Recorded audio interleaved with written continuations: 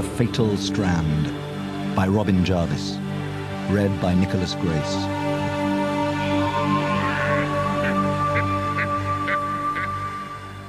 Bethnal Green, London, 1:30 a.m. Shrill screams, raging with grief, echoed throughout the Wyrd Museum. Miss Veronica Webster, she who was Verdandi, youngest of the immortal fates, was dead. Far away, on the slopes of Glastonbury Tor, the body of the old woman lay in the crimson pool which had formed around her. By her side, an 8-year-old girl was weeping hopelessly, and in that macabre mire lay a rusted spearhead steeped in blood. In London's East End, one of the bronze figures which flanked the main entrance lay shattered upon the ground, and the shadows within the Wyrd Museum deepened. Then it happened. Softly at first, a gentle creaking began. Then the troubled dark rang with the frenzy of splintering wood.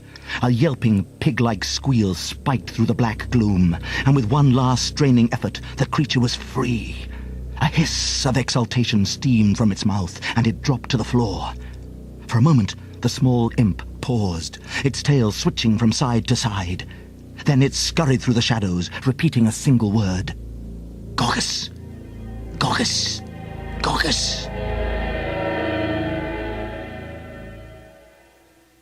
A dim grey dawn reached over the many turrets and spikes which crowned the Wyrd Museum. Wearing an old T-shirt and a pair of ragged pyjama bottoms, Brian Chapman stared up at its unlovely shape. Gooseflesh prickled his arms, and his naked feet were purple with cold. Just how long he'd been standing out there he had no idea, and could not recall what had drawn him from his bed. All he remembered was a compelling urge to venture outside and be wrapped in the embracing cold. "Blood and sand," he scolded himself, pattering towards the caretaker's small apartment once more. "This lousy place'll drive us all nuts." Even as the caretaker tried to get warm, the tall, gaunt shape of an elderly woman stood silhouetted within the grand entrance of the building, silently watching the last dregs of night melt into glimmering day. Miss Ursula Webster, Urdur of the royal house and eldest of the fates, appeared drawn and defeated. She knew exactly what had transpired on Glastonbury Tor and who was responsible for this heinous tragedy. His unseen hand had driven that enchanted blade through her sister's immortal flesh, as surely as if he had gripped the spear himself. "How pitiable you have become, mighty Woden!" she snapped, her voice charged with contempt. "Is this the same god of war who fought against the ogres of the frost? Has the captain of Asgard been reduced to murdering a woman too old and too witless to defend herself? If you desire this war, then so be it. But know this, to the death shall the campaign be waged." Into the main hallway, Miss Celandine Webster, she who was once Skuld of the royal house of Asgard, staggered. "Oh, Ursula," she blubbered, "bring Veronica back to us. How can she be killed? We don't die." But Miss Ursula had no comfort to spare, and her sister crumpled to the floor, weeping. The sound of an approaching engine roused Miss Celandine from her pit of grief. Rumbling into the alley came an unmarked ambulance. It braked in front of the bollards which barricaded one end of the alleyway, and Neil Chapman alighted. Chief Inspector Hargreaves led the boy to the rear of the ambulance and pulled open the large double doors. Presently they emerged, bearing the stretcher upon which lay the body of Miss Veronica Webster. Throughout the journey, Edie Dawkins had clung to the dead woman's hand, and now, as she walked alongside this melancholy procession, she held it still. "Take her within," Miss Ursula uttered thickly. "I thank you for returning our sister to us. The children of Asgard are loyal indeed." The Chief Inspector shook his head. "It is enough to have served." "Then leave us now," she told him, "but do not stray far." "You!" the woman snapped at Neil. "Remove that accursed bird from my sight." Tickling Quoth under the chin, Neil returned the old woman's glare. "Come on," he told the raven. They made their way through the many rooms and galleries towards the caretaker's apartment. Reaching a door covered in peeling green paint, Neil opened it and crept inside. Brian Chapman was sitting up on the shabby settee, staring out of the window. "Dad," Neil ventured, "I'm back." His father gave a violent shiver. "What's that?" he cried, scowling at the bird in revulsion. "He's my friend," Neil said hurriedly. Brian pinched the bridge of his nose, a sure sign that he was growing impatient. "I hate this place," he grumbled. "Couldn't sleep a wink last night. One of those balmy women was screeching her head off." "One of them's died," Neil said simply. But his father wasn't listening. He glared at the raven. "Disgusting." "Thou hast the semblance of a wormy turnip which even the famined wild hog would snub," quoth Quacked. Brian gaped at the bird. Then, lurching forward, he grasped hold of him and marched him to the door. "Let him go!" Neil protested. But it was no use. Quoth was flung into the corridor. Neil barged past his father, but Brian pushed him backwards. "If he can't stay, then I won't either," the boy fumed. "Go to your room." "You haven't even asked where I've been or what happened." "I'm not interested," came the cruel reply. "I'm sick of living in this nut hutch with that old bag bossing me around all day. It's time we left." "You can't do that," his son cried, stomping towards the bedroom he shared with his younger brother, Josh.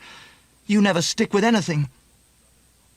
Neil threw himself on the bed miserably, but all his energies were utterly spent, and in a moment he felt himself drifting off to sleep. In the main hallway, Edie Dawkins knelt upon the hard floor, brushing mud flecks from Miss Veronica's shriveled face. At her side was the rusted spearhead. "It is well that you brought it here," Miss Ursula observed. "In all creation there are few artifacts which can do us injury. This Roman blade which pierced the side of he who perished upon the cross is one of the most lethal." Then, striding to a section of panelled wall, the woman gave the wood 3 sharp raps. With a clicking whir, the wall slid aside, revealing a low stone archway and a winding staircase beyond. "Edith, dear," Miss Ursula began, "take up Veronica's cane and the oil lamp, if you will, and bring the spearhead also. Celandine, we must bear her down the great stair." The despondent trio were quickly swallowed by the stagnant dark as they began their descent beneath the museum's foundations. The plummeting path was perilous and progress painfully slow. Beneath lengths of mouldering pipework they ducked until Miss Ursula tutted with irritation. "A meagre few inches beyond this wall runs one of mankind's subterranean railways. Brace yourselves, the engine approaches." A faint roaring noise swiftly soared to become a screaming rumble. Then the underground train passed. The ensuing silence made Edie uneasy. She started to make small noises to fend off this unwelcome absence of sound. After a while, she was amused to find that her echoes sounded as though some little animal was in there with them. But before she could prove her suspicions, the descent was over. "Edith," Miss Ursula instructed, "light the way. Nirnal is at hand." Through a network of caverns, the girl led the Websters, until at last they came to a large metal gateway which swung open before them. Flaming torches flared in greeting. Edie gazed up at the magnificent spectacle of the last surviving root of the world tree. Up into the lofty, vaulted shadows it stretched, before plunging back through the chamber's far wall. It was the oldest of all living things, hidden in the forgotten deeps of the earth. From history's cradle, the Webster sisters had tended it. It was only fitting that Miss Veronica would remain beneath its enchanted bulk for the rest of eternity. Miss Ursula and Miss Celandine approached a large circular dais built in the centre of the cavern. The ancient wellhead from which divine waters were once drawn to anoint the ravages of age afflicting the great root was now choked with moss and weeds. Upon their dry, cushioning lairs the stretcher was placed, and Edie put the ebony cane in Miss Veronica's lifeless hands. "And the blade," Miss Ursula directed. "It should be beside her." The girl obeyed, then kissed the dead woman's forehead. At the end, she told Miss Ursula, Veronica said as how she was sorry and didn't blame you for what happened. On hearing this, the eldest of the Fates squeezed her eyes shut. Then she mastered herself. In the forgotten past, trumpets would have sounded the heavens and banners of sable flown to mourn her passing, she contemplated. Assuming a dramatic pose, Miss Celandine pointed a big, grime-encrusted toe and started to dance. Around the chamber of Niranil she twirled. At times she looked like a collection of tattered sheets caught in a gale. But there were moments when the torch flames clothed her in an enchanted light, and she was beautiful. Such is the demented doom which awaits me, Miss Ursula breathed, following Miss Celandine's ungainly prances. As Niranil rots, so too does her mind. How many years are left unto me before I join her in that abandoned madness? I'll look after both of you, Edie pledged. Over the carved beasts which crowded the chamber's walls, Miss Celandine's wild shadows leapt, and Edie narrowed her almond-shaped eyes. Something was wrong. There was an extra shadow which did not belong there. She spun around. There, standing behind them, clutching the rusted blade, was Miss Veronica Webster. Orbs of darkness glared out from her haggard face in place of eyes, but no hint of life gleamed within them. Taking a lurching step forward, the apparition slashed the scarlet-steeped weapon in front of her.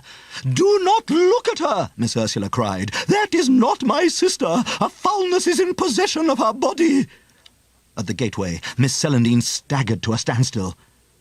"Veronica!" she exclaimed, and bounded across the earthen floor. "No!" Miss Ursula shouted. "Celandine, that is not Veronica!" But Miss Celandine did not heed her. A hideous snarl twisted the dead lips as the corpse wheeled to meet her, and the spear glinted in the firelight. Too late. Miss Celandine beheld those black, soulless eyes, but she could not halt her blundering gait, and went slithering to the ground at the feet of her departed sister. Grasping fingers clawed at Miss Celandine's plaits, and up flew the spear. But before the blade could drink more Webster blood, Miss Ursula threw herself upon that scything arm. By a hair's breadth, the killing blow missed Miss Celandine's neck, and she wriggled free. In a second, the abomination rallied and turned glittering black eyes upon Edie. But with unerring accuracy, Miss Ursula hurled the small oil lamp. It exploded at the corpse's feet with a blinding burst of glass and liquid flame. "Begone and burn!" she commanded. Vivid, crackling flames leapt over the possessed creature, and a screech boiled out from the blackening lips. Edie squealed and leapt upon the stone dais. The nightmare bolted after her, the spear slashing a crimson web of hellish light. But the guttering flames leapt into the moss, and immediately the well ignited. Her clothes singed, Edie jumped clear, but the animated cadaver stumbled as the mind which drove it wrenched itself free. The blackened form teetered, then toppled down into the gaping shaft. From the echoing regions of that immeasurable gulf, a gigantic ball of boiling flame exploded. Up to the last surviving root, the rumbling cloud rushed, and a hot, squalling wind gusted about the cavern, dispersing a blizzard of ash. "How dare Woden invade this hallowed place and make a puppet of my sister?" Miss Ursula spat. "He'll try again, won't he?" Edie murmured. The woman nodded. "This was merely to let me know his endeavours are only beginning." Edie gazed back down the well mouth. "In Glastonbury, Veronica and me found an Undine. I asked him to come here to be with us, so as the water'd fill up again. Do you think he'll have a show?" "An Undine?" Miss Ursula snorted in disbelief. "Their like have long since departed this world." Striding around the wellhead, she lifted the spear blade. "I would feel more secure if this perfidious object were under my scrutiny in the separate collection. Come, let us return to the museum. The enchantments which were once so vigilant must be roused and made strong once more." Outside the Wyrd Museum, a river of grey mist poured into the alleyway, and a hooded figure, wrapped in a mouldering black cloak, drifted towards the entrance. "Oh, Urdur," Woden's mellifluous voice murmured, "This time I shall be the victor." Upon the face of the sculpted Verdandi, he brought his heel crashing down. Then into the smoke, his low chuckles melted, and he was gone. Kneeling in front of a large open cupboard in the Websters' cramped attic apartment, Edie Dawkins surveyed Miss Veronica's belongings. Amongst the dusty jumble were letters and poems, tiny frame miniatures of all three sisters, and sumptuous pieces of jewellery. The girl coveted the fabulous treasure and stuffed many of the shiny trinkets into her coat pocket. Sitting in the armchair next to the cold hearth, Miss Ursula's raw eyes were a testament to the suffering she had endured during the recent hours. "Tell me about the loom," Edie said. A crease furrowed the woman's forehead. "You already know everything. The loom was made from the first bough hewn from the world tree by the Lord of the Frost Giants. From the moment I set it in motion, everything was enslaved, including myself. Many have cursed my name since that day, but had I balked at the deed, then the lords of the ice would have destroyed the last vestige of Yggdrasil, and the end would have come." Edie reached for a small ceramic jar, irked to find that its lid was stuck. "Was you scared?" "Terrified," Miss Ursula confessed. "I had taken it upon myself and my sisters to become mistresses of destiny. Yet, when the first glimmering strands began to weave the untold history of the world, it was the most entrancing sight I had ever beheld." Rising from the seat, the woman fetched Edie's woolen pixie hood down from the mantelpiece, where she had placed it after washing the blood and dirt of the girl's adventures from its fibres. "The glittering strands which course through this hood represent the glorious wonders which were stretched upon the loom. The garment is a symbol of your bond with us, Edith, dear, a joining of your life to that of Nirenel." The old woman placed the small pointed hood upon the girl's head. "Come, child," she instructed, leading Edie down the narrow flight of stairs. She paused halfway at a huge oil painting upon the wall. The figures of three young maidens stood about a wide pool by the roots of a titanic ash tree. Miss Ursula's hand travelled across the varnished oils towards a large structure fashioned from great timbers. "There it is," she breathed. "The tale of all things was entwined in that cloth, Edith. Yet within its bitter beauty were also large patches of shadow, where hate and war were destined to occur." "What happened to it?" Edie asked. Miss Ursula smoothed her black taffeta gown. "It was broken many years ago." Edie fiddled with the jar she still held in her hand. She gave the lid another twist, and at last the wretched jar opened.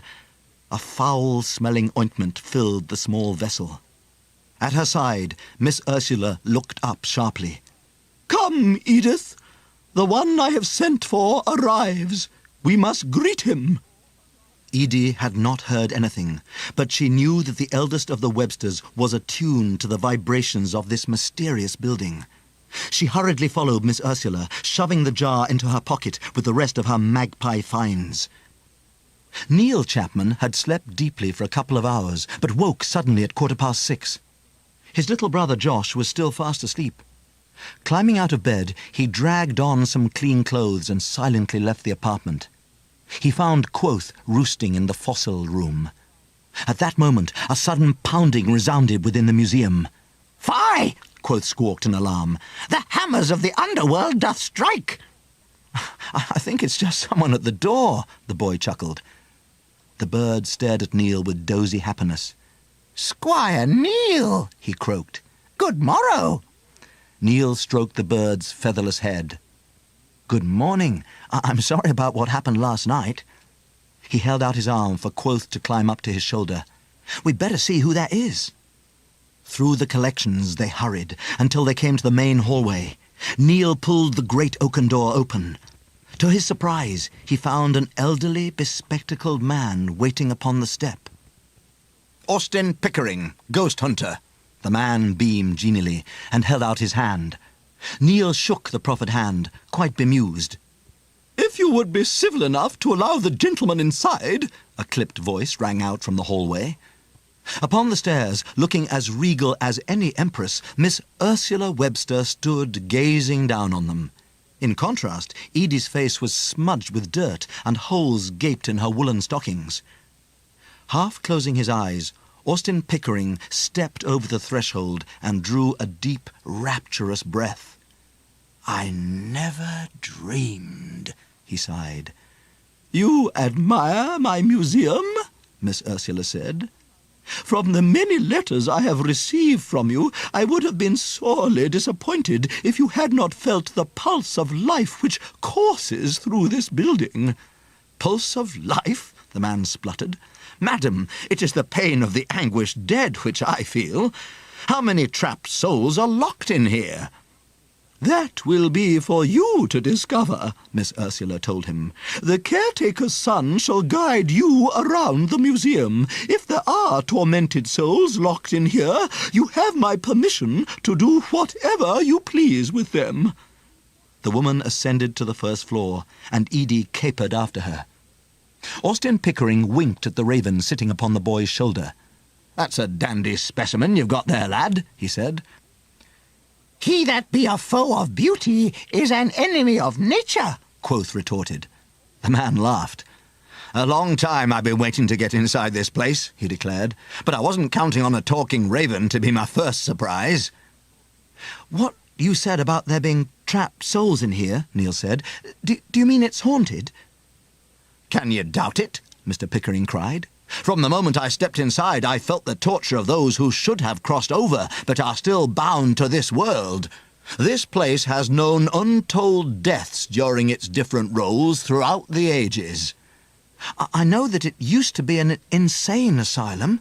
"Oh, it's been a lot more than that, lad.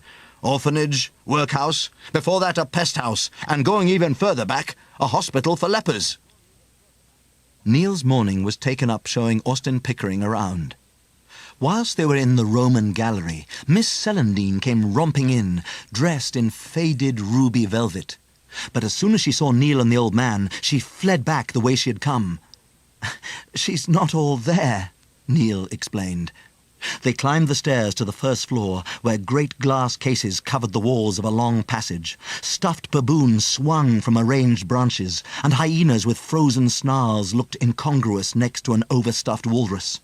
But Neil wanted to show Mr. Pickering one room in particular, and eventually they arrived at the entrance to the dark interior of the separate collection. The moment the man stepped beneath the lintel of the doorway, he gave a strangled shriek. "Are you all right?" Neil asked. "Occasionally," Mr. Pickering wheezed. "A haunted site will have a centre where all the negative forces begin and flow out from. But the intensity, it's incredible. It knows why I'm here and doesn't want to let its precious spectres go." Neil gazed into the large, shadow-filled room and recalled how frightened he had been when he had first moved into the Wyrd Museum. The building had seemed to be deceiving his sense of direction, until finally he was delivered to that very place where the exhibits were eerie and sinister. A gratified smile beamed across the ghost hunter's craggy face. "This is amazing," he declared. "The investigation will commence at once. I'll go and fetch me equipment." At 4 o'clock, a jingling announced Austin Pickering's return, and Neil ran to the entrance to admit him. 3 battered suitcases surrounded the grizzle-haired man. Neil contemplated the luggage. "So you're staying here, then?" "Makes sense, really," the ghost hunter replied. "I'd have to be spending the nights here anyway." In the fossil room, Neil watched him setting up his equipment. A camera loaded with infrared film, a flashlight, balls of twine, candles, several thermometers, a notebook and tape recorder. "Would your dad mind if I filled me thermos with hot water?" Mr. Pickering asked. There was no harm in trying, so Neil led the old man to their apartment. Brian Chapman was sitting at a table, surrounded by newspapers. He scowled when the door opened. "What is it?" he snapped. Dad, this is Mr. Pickering, Neil explained. He's a ghost hunter doing some investigations here. I said he could have some hot water for his flask. His father grunted. You know where the kettle is? It's freezing in here, the ghost hunter declared. This room is a definite cold spot. Something quite dreadful must have happened here in the past. That's it, Brian Chapman snapped. You and your crackpot notions can get out of here. If his eccentric employers wanted to have seances, then it was up to them. But he wasn't going to permit this nonsense in his living quarters. Oh, well done, Dad, Neil shouted when the old man had departed. In the fossil room, Neil found Austin Pickering sorting through the candles he had brought, whilst Quoth pecked at the tantalizing worm-like wicks. Sorry about Dad, Neil said. He's been a complete pain lately. The old man brushed the incident aside. Some people don't like what I do. I'm used to it by now. Then, gathering up a handful of candles, he placed one in each corner of the room and threw Neil a cigarette lighter. If you could set those going for me, I'll jot down the direction of the drafts. In the bright glare of the electric lights, the candle flames looked cold and pale. The ghost hunter nodded with satisfaction. Now, flick the switch, lad. Neil obeyed, and the room was immediately engulfed in shadows. Much more conducive to this kind of investigation, the ghost hunter remarked. In each of the ground floor rooms they placed 4 candles, and the winding corridor was lit with another 15. There, the old man muttered, gazing back at the glimmering trail. I'm ready. I propose to begin here and work my way back to the fossil room. Thanks for your help, lad. Come on, you, Neil told Quoth, lifting the bird onto his shoulder. Let's see if I can sneak you past Dad.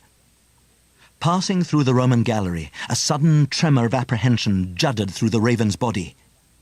Is something the matter? The boy asked. Yea, Quoth answered in a hoarse whisper. The hunter of spectres knows not what is moving. Tarry no longer, Master Neil. The urge to leave was mounting within the boy, too. Into the Neolithic collection he hurried. Squire Neil, the raven yammered, glancing behind them. Behold the flames! Whirling around, Neil saw an engulfing darkness creep closer as, one by one, the candles were extinguished. Hark! Whimpered Quoth. We are not alone! Neil's skin crawled when he heard faint scrabbling sounds coming from the direction of the far wall. Whatever had joined them gave a sudden pig-like grunt. Master Neil, the raven whispered fretfully. Command the great lights! The boy hunted feverishly for the switches on the wall. They're not here, he hissed. At the sound of their frightened voices, a foul, exulting gurgle issued from the blackness. The fiend hath detected us, Quoth yowled. A triumphant chattering whooped from the deep shadows as the creature bounded from beneath the cabinets. Neil flung himself through the gloom. Suddenly, he yelled in pain as he crashed into a table, and screeching, Quoth toppled straight into the path of the oncoming nightmare. The raven could hear the fangs of the pursuing creature grind together as it lunged after him, and he despaired for his life. Quoth! Neil's scared voice shouted. Are you okay?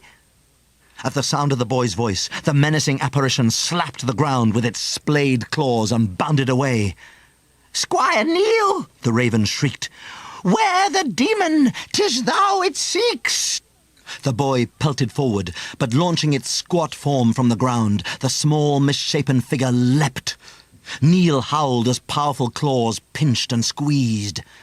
Gogus! His attacker raged. Help! Neil bawled. At that moment, the night was filled with ferocious screeches as, swooping through the air, Quoth came shooting to his aid. Across the beast's face, the raven's talons gouged long scars, and the enemy yowled in fury. Begone! Quoth commanded. But the bird was plucked from the air, and his squawks were throttled in his scrawny throat as those mighty claws hooked about him. Then the pygmy-sized creature jumped up at Neil again, and the boy let out a yell of fright as he tumbled backwards into the passage. Immediately, the stupefying dark was gone, and the passage was lit with a dim light. Be still! A breathless voice hissed, and a filthy hand was clapped over his mouth. Struggling, Neil was dragged into a shadowy alcove. He found himself staring into the face of a young woman. Dark, matted hair fell about her tensed shoulders, and the starched linen of her nightgown crackled faintly. A sickly antiseptic smell hung in the air. The woman pressed a knife against his skin. "You want to live, boy?" she demanded. "Then take Mary Ann out of this. She's already killed once this night. Can't endure it no more." The woman glanced down the passage. "They're coming," she whimpered, her voice rising with panic. "Tick-tock, Jack has found him. Oh, Lord, Jack Timms will knock the life out of Mary Ann Brindle this time." Neil heard the sound of running footsteps, and Mary Ann sprung to her feet. "She's there!" a rough male voice yelled. Leaping from the alcove, the woman hared away, and Neil heard her high, fluting shrieks as she disappeared from sight. 3 burly figures hurtled past, then deafening screams tore the gloom, and savage thuds shook the walls. Neil clapped his hands over his ears. "Leave her alone!" he yelled. At that moment, a figure stepped in front of the gaslight. "Don't you touch me!" Neil cried. But standing over him, with the flame of his lighter bowing in the draught, was Austin Pickering. "What happened, lad?" the ghost hunter cried, seeing the fear in the boy's face. "Mary Ann!" Neil shouted, lunging from the alcove. But he could see nothing in the darkness that had returned. "You've seen something, haven't you?" the ghost hunter marvelled. "That disinfectant smell," Neil muttered. It's gone as well." The old man rubbed his hands together. "Let's get back to the fossil room. I want to record this." Neil's insides lurched as he suddenly remembered the raven. "Quoth!" he yelled. Bursting into the Neolithic room, he slapped his hand across the light switches. Then he threw himself upon hands and knees, searching under the cabinets, until he heard a frail, bleating cry. Neil hurried to the raven's side and lifted Quoth's limp body off the ground. "Looks a bit dazed," the ghost hunter observed. From his pocket, the old man pulled a small bottle of smelling salts and wafted the pungent vapour under the raven's beak. Quoth bolted upright. "Pickled toad stink!" he gasped. Then he caught sight of Neil's face. "Master Neil, there is a remedy for all hurts, and its name is thine." The boy laughed. Quoth nuzzled against him, then, lifting one foot in the air, flexed his talons. A splintered shaving of wood dropped onto Neil's outstretched hand. "Behold," Quoth announced in a quavering voice, "'tis a token gouged of the demon's brow." Neil stared. Whatever it was that attacked us wasn't flesh and blood, he said, hardly believing his own words. A little while later, they were sitting in the fossil room, discussing all that had happened. "It was most definitely an incident from way back in this building's past," the ghost hunter told Neil. "I reckon it occurred in the time of the lunatic asylum. What you saw was a moving projection of some violent act that was so severe it imprinted itself on the atmosphere within that corridor." "But it was more like I had gone back to the past," Neil insisted. Austin Pickering gave a chortle. "Now, that is preposterous. I'm sorry, lad." "Master Neil!" Quoth interrupted, pulling the boy's sleeve to get his attention. Standing behind them, looking embarrassed, was Brian Chapman. Austin Pickering regarded the lanky, dishevelled man. Brian hadn't shaved since yesterday, and his greasy hair curled over the collar of his unironed shirt. "I brought you this," the caretaker said, shyly revealing a thermos flask filled with hot water. Austin Pickering smiled disarmingly. "Thank you. I could do with a cuppa right." Brian backed clumsily to the doorway. "Well, see you in the morning, then," he mumbled. Neil hesitated before following his father. "Dad, what about Quoth?" At the mention of his name, the raven flew to his place at the boy's shoulder and let out a sorrowful croak. "Oh, well, bring him along, then," Brian relented, "but he's not to sleep in your room." "Zooks, hurrah!" Quoth sang. A brooding silence descended over the Wyrd Museum. Edie Dawkins meandered through the separate collection, revelling in the delicious oblivion that the dark afforded. She pressed her nose against one of the glass cabinets, and her mouth watered at the sight of a large golden locket lying upon a cushion of purple velvet.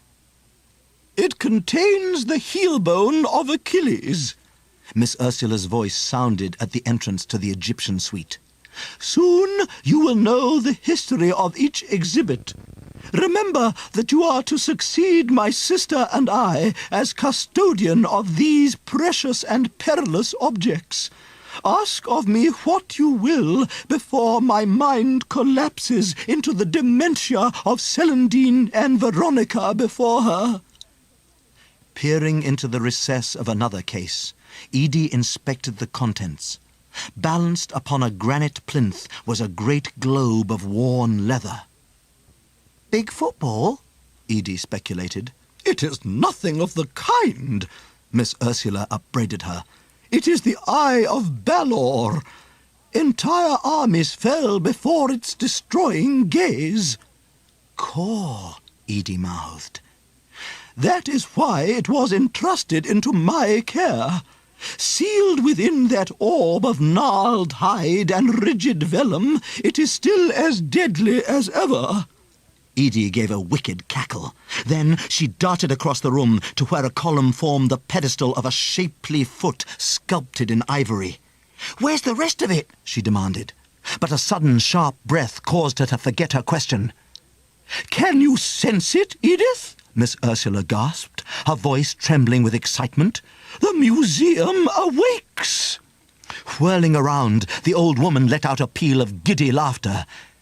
Edie gaped. She had never seen Miss Ursula behave like this, but even as she stared, a tingling sensation prickled down the back of her neck. She squealed with excitement. The atmosphere within the Wyrd Museum was changing. "Our new guest is the force which pricks this realm from its lethargy," Miss Ursula told the child. "The museum's defences will soon be revived and vigilant once more." Then, lifting up the skirt of her gown, Miss Ursula disappeared into the gloom. Lingering, Edie wondered how long it would take for the museum to become an unassailable fortress. Her capricious nature demanded the answer straight away, and she decided to chase after Miss Ursula and ask. She headed for the Websters' apartment. In a long gallery called the Tiring Salon, headless mannequins stood massed in an eerily frozen gathering, positioned by Miss Celandine as if they were attending a ball. At the far side of the gallery, Edie could just make out Miss Ursula's retreating figure. The girl shoved the motionless crowd aside, and a minute later stood before a door decorated with a skillful carving of the world tree. Turning the handle, Edie hurried inside. A narrow staircase rose up past the great oil painting of the three sisters to the Websters' apartment. Taking the steps two at a time, Edie capered after Miss Ursula. But there was no sign of the elderly woman. Forbidden to sleep in the children's bedroom, Quoth had made himself comfortable on a large towel in the bath. Yet Brian Chapman could find no peace, for the bird's snoring was amplified by the bath. Eventually, he had opened a window and jostled the startled raven outside. Up to the roof of the Wyrd Museum Quoth soared and alighted upon the highest spire. Down in the lane, a river of mist was moving, and within the rolling smoke, a hooded shape began to form. "Memory," came a sibilant hiss inside the raven's head. The bird trembled. That voice reached deep inside to remote images he preferred to leave buried with his former existence. "Hearken to me, my trusted companion," Woden called. "Your master is here to receive you back into his service. My arts will repair the cunning intellect you once possessed, and united we shall vanquish the Nornir." Flustered and frightened, Quoth strove for something to say. "'Tis better to live in low degree than high disdain," he managed. "Memory didst perish, and shalt ne'er take wing no more. Hurroosh for that!" "Because of the great love I bore you," Woden uttered coldly, "I forgive you this once." Raising a wizened hand, the cloaked figure pointed an accusing finger at the woe-filled bird. "Yet, if you flout my invitation a second time, Memory, then a forfeit must be paid. And should there be a third instance, the sinister figure snarled, you will pay the ultimate price. Do your rusted wits understand my meaning? Into the sable streets the grey vapour vanished, and a petrified quoth was left to weep at his plight. It was a hideous decision to make. Abandon Neil or perish. Neil? A small voice urged. Neil! Go back to sleep, his brother groaned. But the infant clung to him, and Neil realized that Josh was terrified. What's the matter? He said. Bad dream? The youngster's head shook against Neil's shoulder. Out there! Bad men! From the living room, there suddenly came the sound of rough, ugly voices, and tobacco smoke gradually permeated the children's bedroom. Spill us some gin in there, a wheedling male voice spat. I'll drink to him what's gone. More than he would for us, retorted another. A horrible understanding washed over Neil. Like the corridor before, the caretaker's living room had slipped back into the past. Just lie still, he hissed to Josh. The men's talk stopped suddenly, and Neil heard a slow tapping moving through the galleries. The door from the passage creaked open. Mr. Timms, a voice hailed. How's about joining us? Heavy boots clumped into the room. A chair was dragged roughly aside before squeaking in protest as the newcomer sat down heavily. Would you like me to put your stick over here, Mr. Timms? Another voice offered. You lay your thieving hands on my cane and you'll be picking your fingers up with your teeth, bawled a ferocious roar. The shepherd has his crook, the bishop is crozier, Tick-Tock is tormentor. Neil's stomach convulsed. Jack Timms was the man who had so terrified Mary Ann Brindle. In the unlit bedroom, Josh could contain his fear no longer and let out a howl. There's someone in the blanket store, a voice muttered. Stand back, lads, Jack Timms ordered in a low hiss. To Neil's horror, the tapping noise started to pound its way towards their bedroom. Tap, tap, tap, drummed the tormentor. Can you hear that? Jack Timms teased. Tick-Tock's counting out the time you got left. Not long now, it isn't. Then, to the boy's horror, the brass handle of the bedroom door began to turn. Tick-Tock, the appalling voice spoke through the keyhole. I've got you now. No! Neil yelled, clearing the space from the bed to the doorway in one leap. Get out! He shrieked, ramming his shoulder against the wood. But the door was thrust open. Blood and sand! Brian Chapman snapped, flicking on the light. What the hell do you think you're doing? Neil tried to explain. We heard voices coming from in there, he said shakily. They were murderers. I told you, his father fumed, smacking the door jamb. All this rubbish from that Pickering nutcase, giving you nightmares. I don't want to hear another word tonight, is that understood? And with that, he returned to the living room, slamming the door behind him. Down the stairs to the main hallway, Edie Dawkins sprinted. She had now searched all the upper floors of the museum for Miss Ursula, but had not found her. The entrance hall quivered in the glow of the candles, and Edie ran across rivers of molten wax to the wall where the entrance to the deep caverns beneath the museum was concealed. Suddenly, from the shadows came a peculiar snuffling sound, accompanied by the clattering of claws. Near the grand entrance was an arch-shaped hole, over which peeling letters announced, "Tickets for admittance." In a trice, Edie hauled herself through the opening and dropped into the cramped space beyond. Swiftly, she righted herself and peeped out. Into the hallway, a small, squat shape scampered, hooked claws at the end of each arm dragging across the floor. A pair of large eyes pointed down to a small, flaring snout, beneath which was a wide mouth filled with rows of peg-like teeth. As the imp entered deeper into the candlelight, Edie almost choked. It was made completely of wood. Jabbering softly to itself, the living carving stared up at the panels. Then it bowed low and barked, "Gogus!" To Edie's amazement, a section of wall slid aside, and the entrance to the secret stair was revealed. The wooden creature skipped to the opening. Gawping, Edie set off in pursuit. "Gorgus! Gorgus!" she cried in elated imitation. But as she reached the entrance, from down the deep stairway, there issued a trumpeting roar from some colossal beast. Edie's almond eyes glittered. Then, like a savage storm, it exploded into the gloom.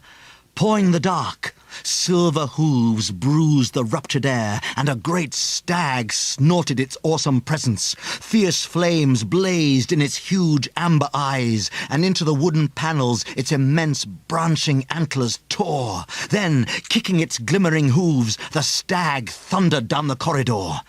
In the fossil room, at the first noise, Austin Pickering fumbled with the record button of the tape machine. Then, snatching up his camera, he hastened over to the open doorway. "Dear God!" the ghost hunter cried, as into the room the vast white stag crashed. The beast's great eyes blaze with wrath, and, rearing upon its mighty hind legs, it bayed an ear-shredding note of defiance, thrashing the air above the old man's head with its pulverizing hooves. And then, without warning, the stag vanished. Austin Pickering reached for his hip flask and took a long, comforting gulp. "What have you taken on, old lad?" he asked himself.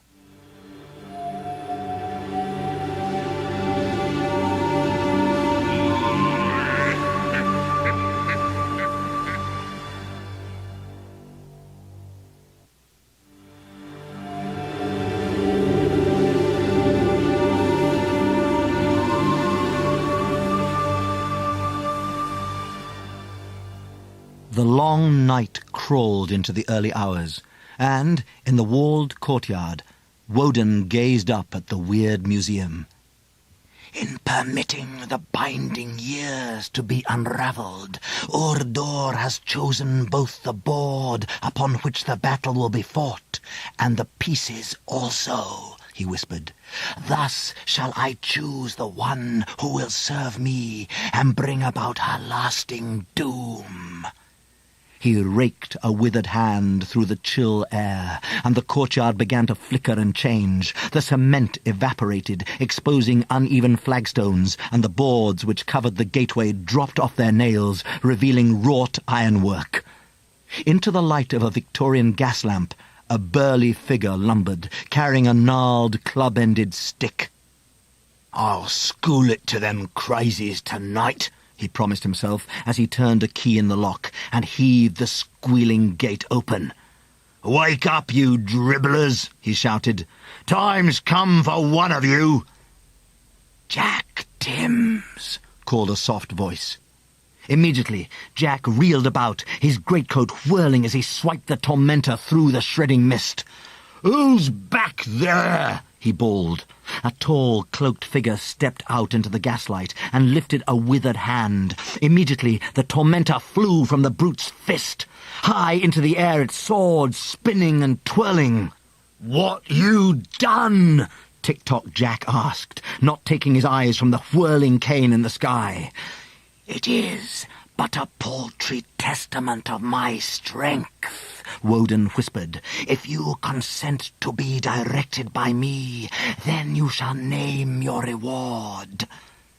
An unpleasant smirk sneaked over the warder's repugnant face.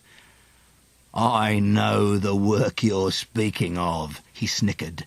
"You just tell Tick-Tock who you'd be rid of."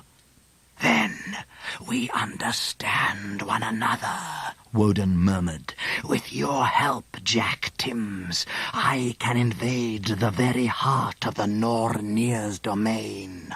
No time nor place shall be safe for them." "What's that you say?" Jack Timms asked. A cold laugh needled from the cowl. "You will learn," the shrouded figure told him.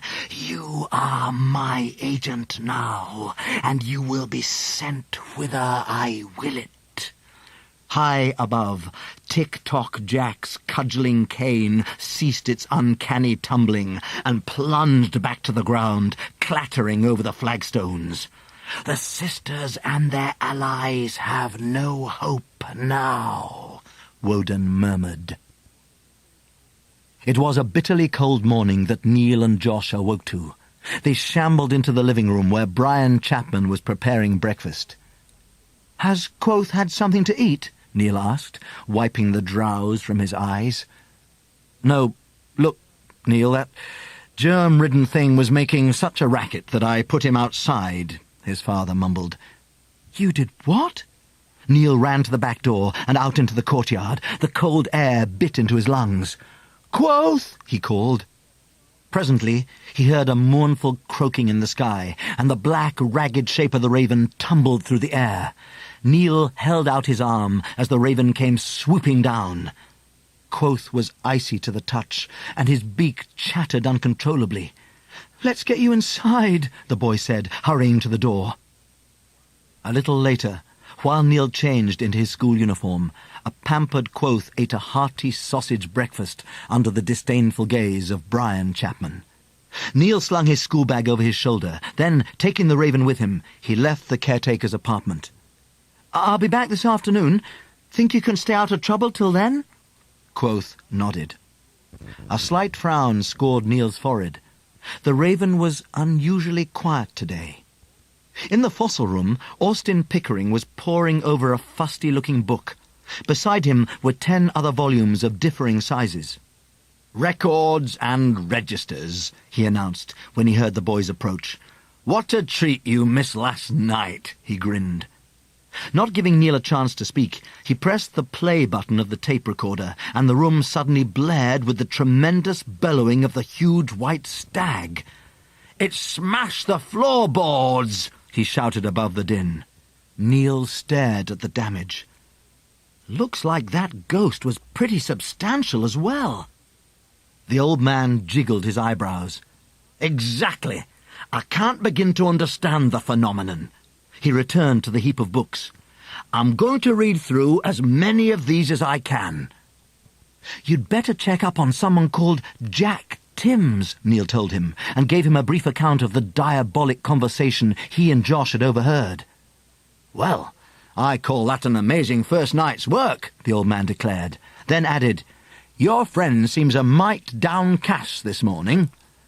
"My dad threw him outside last night," Neil explained.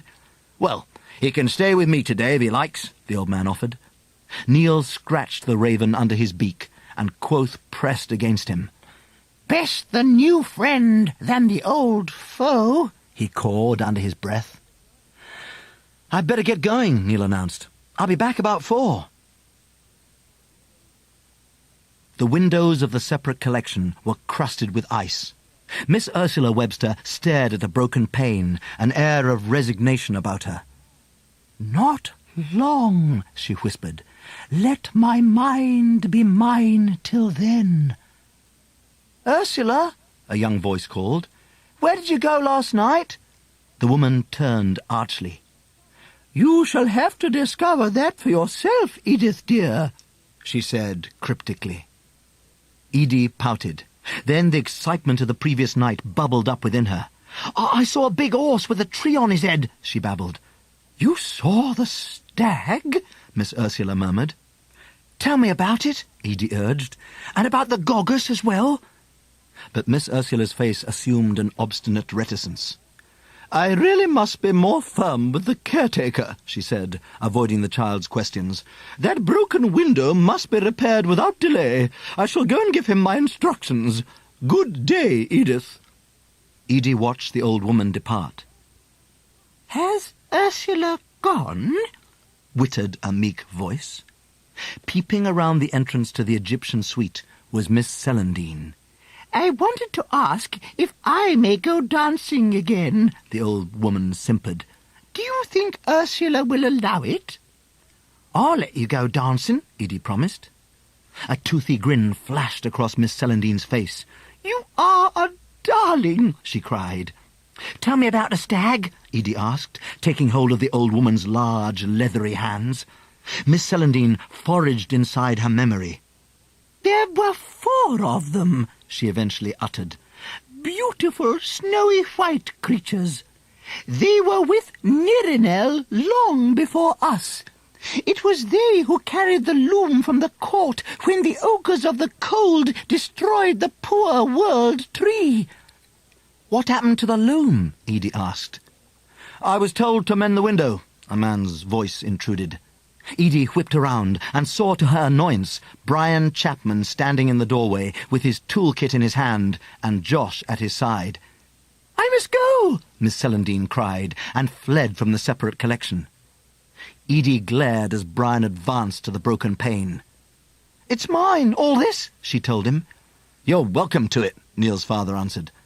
From the room beyond the Egyptian suite, there came a rhythmic, clicking whir. "Don't say the heating's playing up," Brian prayed. He strode towards the Egyptian suite, calling for Josh to follow him. The 4-year-old gave Edie a playful glance, then ran after his father. But as Brian approached the entrance, there came a grunting snarl, and into the gloom a squat figure crept. "Gogus!" it gibbered. The peg-like teeth gnashed in its wide mouth, and behind it a long tail switched in agitation. Hearing those familiar sounds, Edie ran forward. "Hello, Gogus!" she cried, but the imp ignored her and snapped all the more savagely. "What is it?" Brian asked in fearful disbelief. The man's voice seemed to enrage the creature, and shrieking, it threw itself onto his chest, its claws scratching and tearing. The room rang with Josh's screams, and the caretaker motioned frantically for Edie to get him out. Taking hold of Josh's arm, Edie hauled him into the adjoining Egyptian suite. The uproar of the separate collection faded swiftly, and Edie heard the racket of machinery. A putrid reek of sweat filled her nostrils, and she spun around. "Where are we?" she muttered. Suddenly, a figure ran, stumbling into Edie. "Shift it!" a desperate voice cried out. "Now look! You made me go and drop 'em!"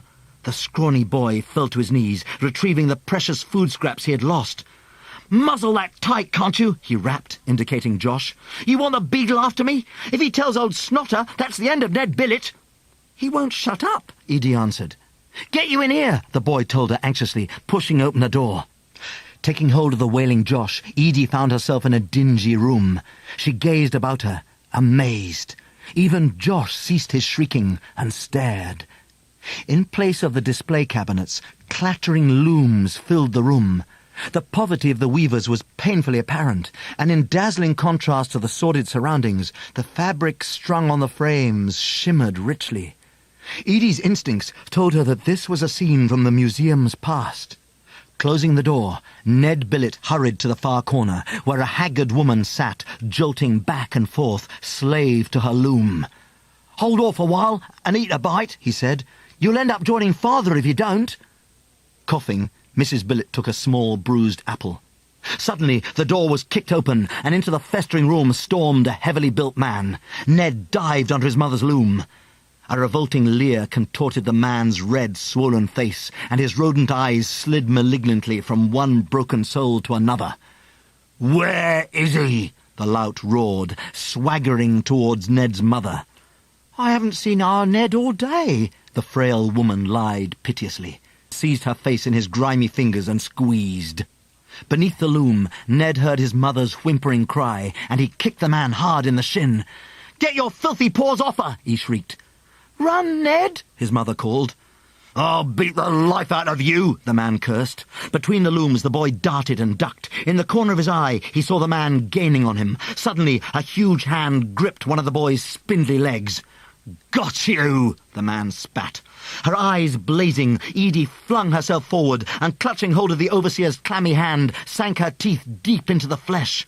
Swearing, the overseer threw Ned aside and snatched Edie up.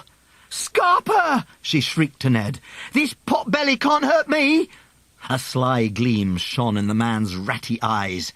"Yes, I can," he gargled. "That's what old Tick-Tock was sent here for." Such was the certainty in the man's malevolent voice that Edie stopped her struggles and looked into his leering face. A cold fear washed over her. This was wrong. That foul man did not belong here in this time, and she was filled with doubt. "Who are you?" she cried. "You don't fit in this place. Not now." "Well, I'm here, ain't I? Got the power to pop back and forward whenever I likes." Roaring, he drove Edie's small form against a wall with all his might, but the girl threw her head back and giggled. "Told you couldn't hurt me," she taunted. From some remote place there suddenly came the rumour of galloping hooves. "What's out there?" Jack Timms cried. "It's the stag," Edie sang. "He's come to get you." The crashing of hooves was outside the workroom now, and the air trembled. "I'll do you first," Tick-Tock vowed, wrenching her from the wall, but his knuckles brushed against Edie's pixie hood. At once the silver tinsel woven into the knitting flared, and Jack Timms let out a screech of pain as the fires of fate scorched his skin. Yowling, he flung the child from him.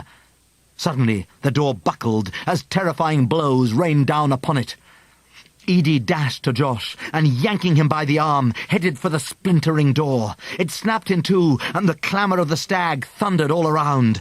Hauling Josh after her, Edie pelted into the very heart of that primeval anger, and the beast reared above them. In a moment the tumult faded, and the children found themselves standing in the dim gloom of the Egyptian suite once again. In the late afternoon, Neil returned to the Wyrd Museum to find his father stuffing their belongings into suitcases. "What's going on?" the boy demanded. "We're moving out of here tomorrow," Brian Chapman answered resolutely. "What's the big rush?" "You haven't seen what I have," his father shouted. "I always thought this place was crazy, but I don't even have a word for what it really is." Neil turned on his heel and ran through the museum, flushed and furious. "I won't go," he told himself. "He can't force me. I've had enough of his stupid moods." A loud cawing broke into his rage. From the third-floor landing, Quoth flew down, rejoicing to see his master again. Alighting upon his usual place, Quoth nibbled the boy's earlobe. "You've perked up since this morning," Neil commented. "It's me who's in a stinking temper now. Dad's set on going away tomorrow morning." A hopeful glint kindled in the raven's eye. "Thou and I are to depart?" he chirruped. From the landing above, the pink face of Austin Pickering appeared over the banister. "There you are, lad," he called. "Come up here. I have news." Neil ran up the remaining stairs. "Did you find out about Jack Timms?" The old man chuckled. "To call him a villain would be an insult to criminals. He worked at the asylum, hounding many of the patients to suicide and intimidating the staff. But he abruptly disappears from the records. Probably died in a pub brawl. Now, what I wanted to read you is this." "What is that book?" Neil asked. "Register of the Wyrd Infirmary," Mr. Pickering explained, and began. 7th of June, 1905. Mary Ann Brindle of Stoke Newington. Condition, unwedded with child. "She can't have been put away just for that," Neil muttered. Looking up, Mr. Pickering tutted at him. "She could, and she was. The person you saw was Mary Ann, 3 years later in 1908. She was institutionalized by then. Her 4-month incarceration, waiting for the child, was enough to do that. Jack Timms would have made her existence unbearable." "So what happened to the baby?" Mr. Pickering browsed through a second book. "Stillborn," he said simply. "Now, this is a journal of Samuel Lawrence, a surgeon who treated the inmates no better than laboratory animals. It's an account in his own words. October the 22nd, 1908. The wretched creature was strapped onto the table, but the laudanum had little effect on her, and so she squealed like a scalded cat throughout. To the assembled gathering I explained my theory that the liver could be removed, then replaced without deleterious injury to the subject. They were all most curious to witness this ambitious procedure, in particular Lord Darnley of the Surgical College. But in my fervour the blade turned and an artery was opened. The subject expired for want of blood, and the attendants all laughed at my misfortune. Mary Ann Brindle died on the operating table, in what is now the separate collection, Austin Pickering declared. "The madman murdered her," Neil uttered in disgust. "Is it any wonder she haunts this awful building?" the ghost hunter asked. "It is riddled with guilt and horror." "It is also my home," a clipped voice added, as Miss Ursula Webster strode from the corridor onto the landing. Quoth gave a startled squawk. "I trust those records have been of use, Mr. Pickering?" she asked haughtily. The old man fidgeted uncomfortably before her imperious stare. "They have," he replied. "I am more certain than ever that my work here is of the utmost importance." Then, taking his notebook with him, Mr. Pickering left the landing. Neil turned to Miss Ursula. "Why did you invite him here?" he demanded. "You're not interested in releasing trapped souls." "Harsh words from a lowly maggot," the old woman replied. "Who I choose to allow into my museum is my own affair. You would condemn me because I use others? That is the role of fate, child." "No," the boy refuted. "You use people because you enjoy it. Only a twisted mind could have allowed Jack Timms in here." Miss Ursula regarded the boy coldly. "The museum has always been a mirror for the ages in which it lives."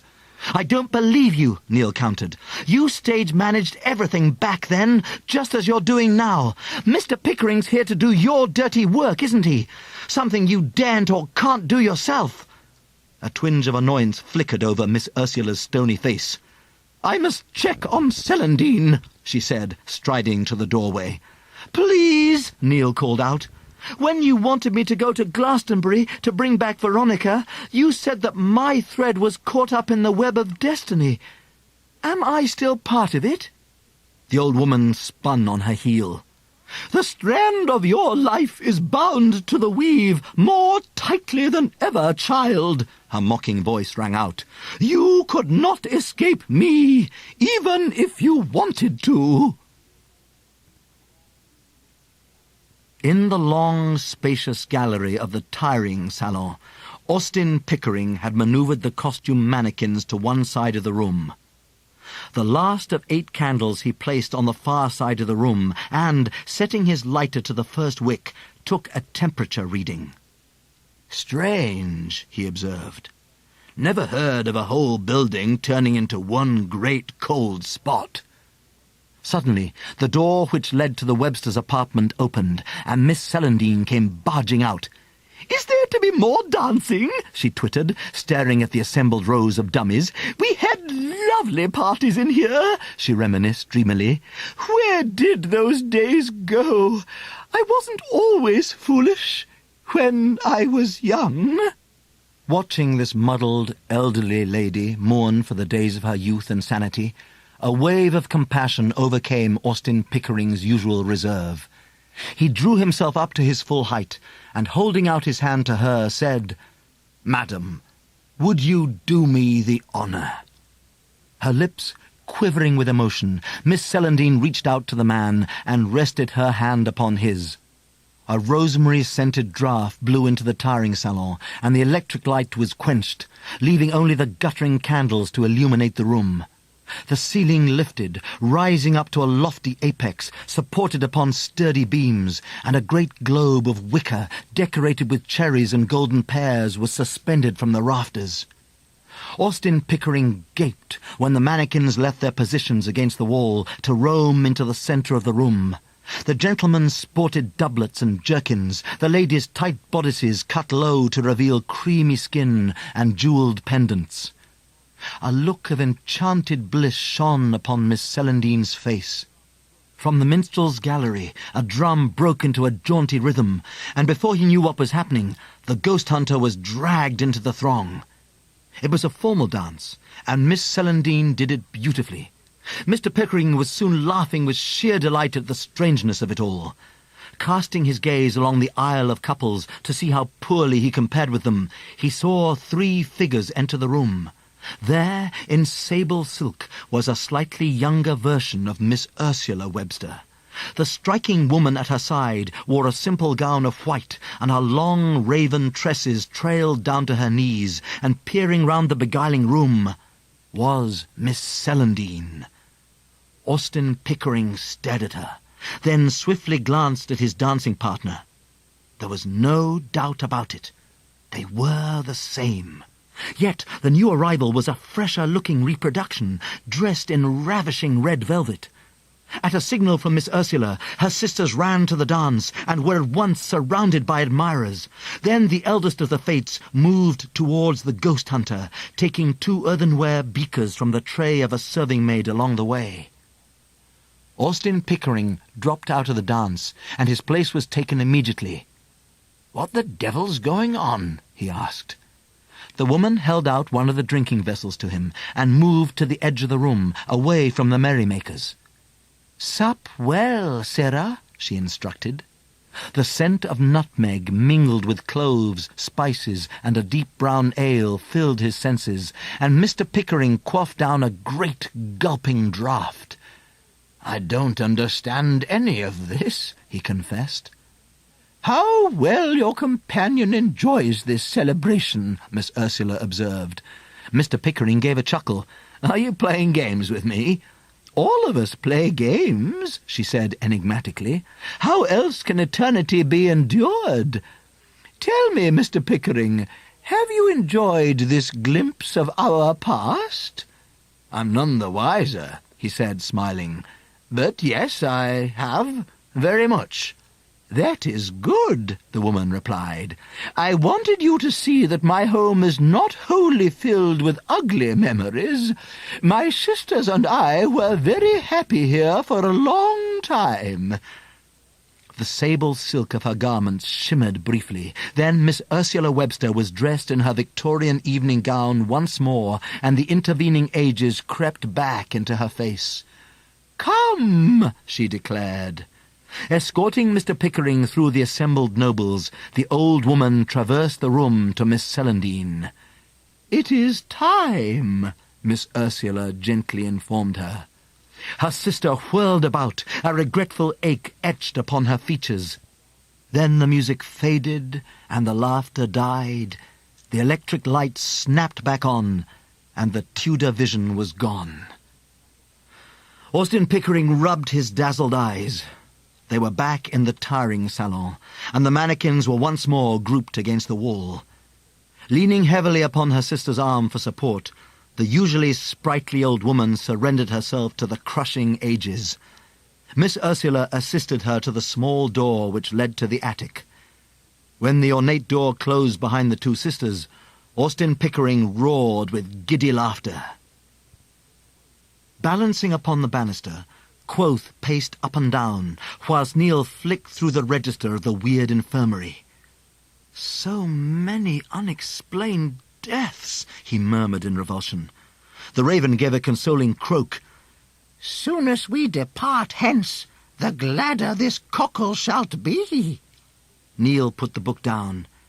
"I've really got to talk to Dad about that." The raven shook his feathers uneasily. He wanted to put as much distance between the Wyrd Museum and himself as possible. "Better get it over with," Neil announced, descending the stairs. "Let Dad do all his shouting tonight."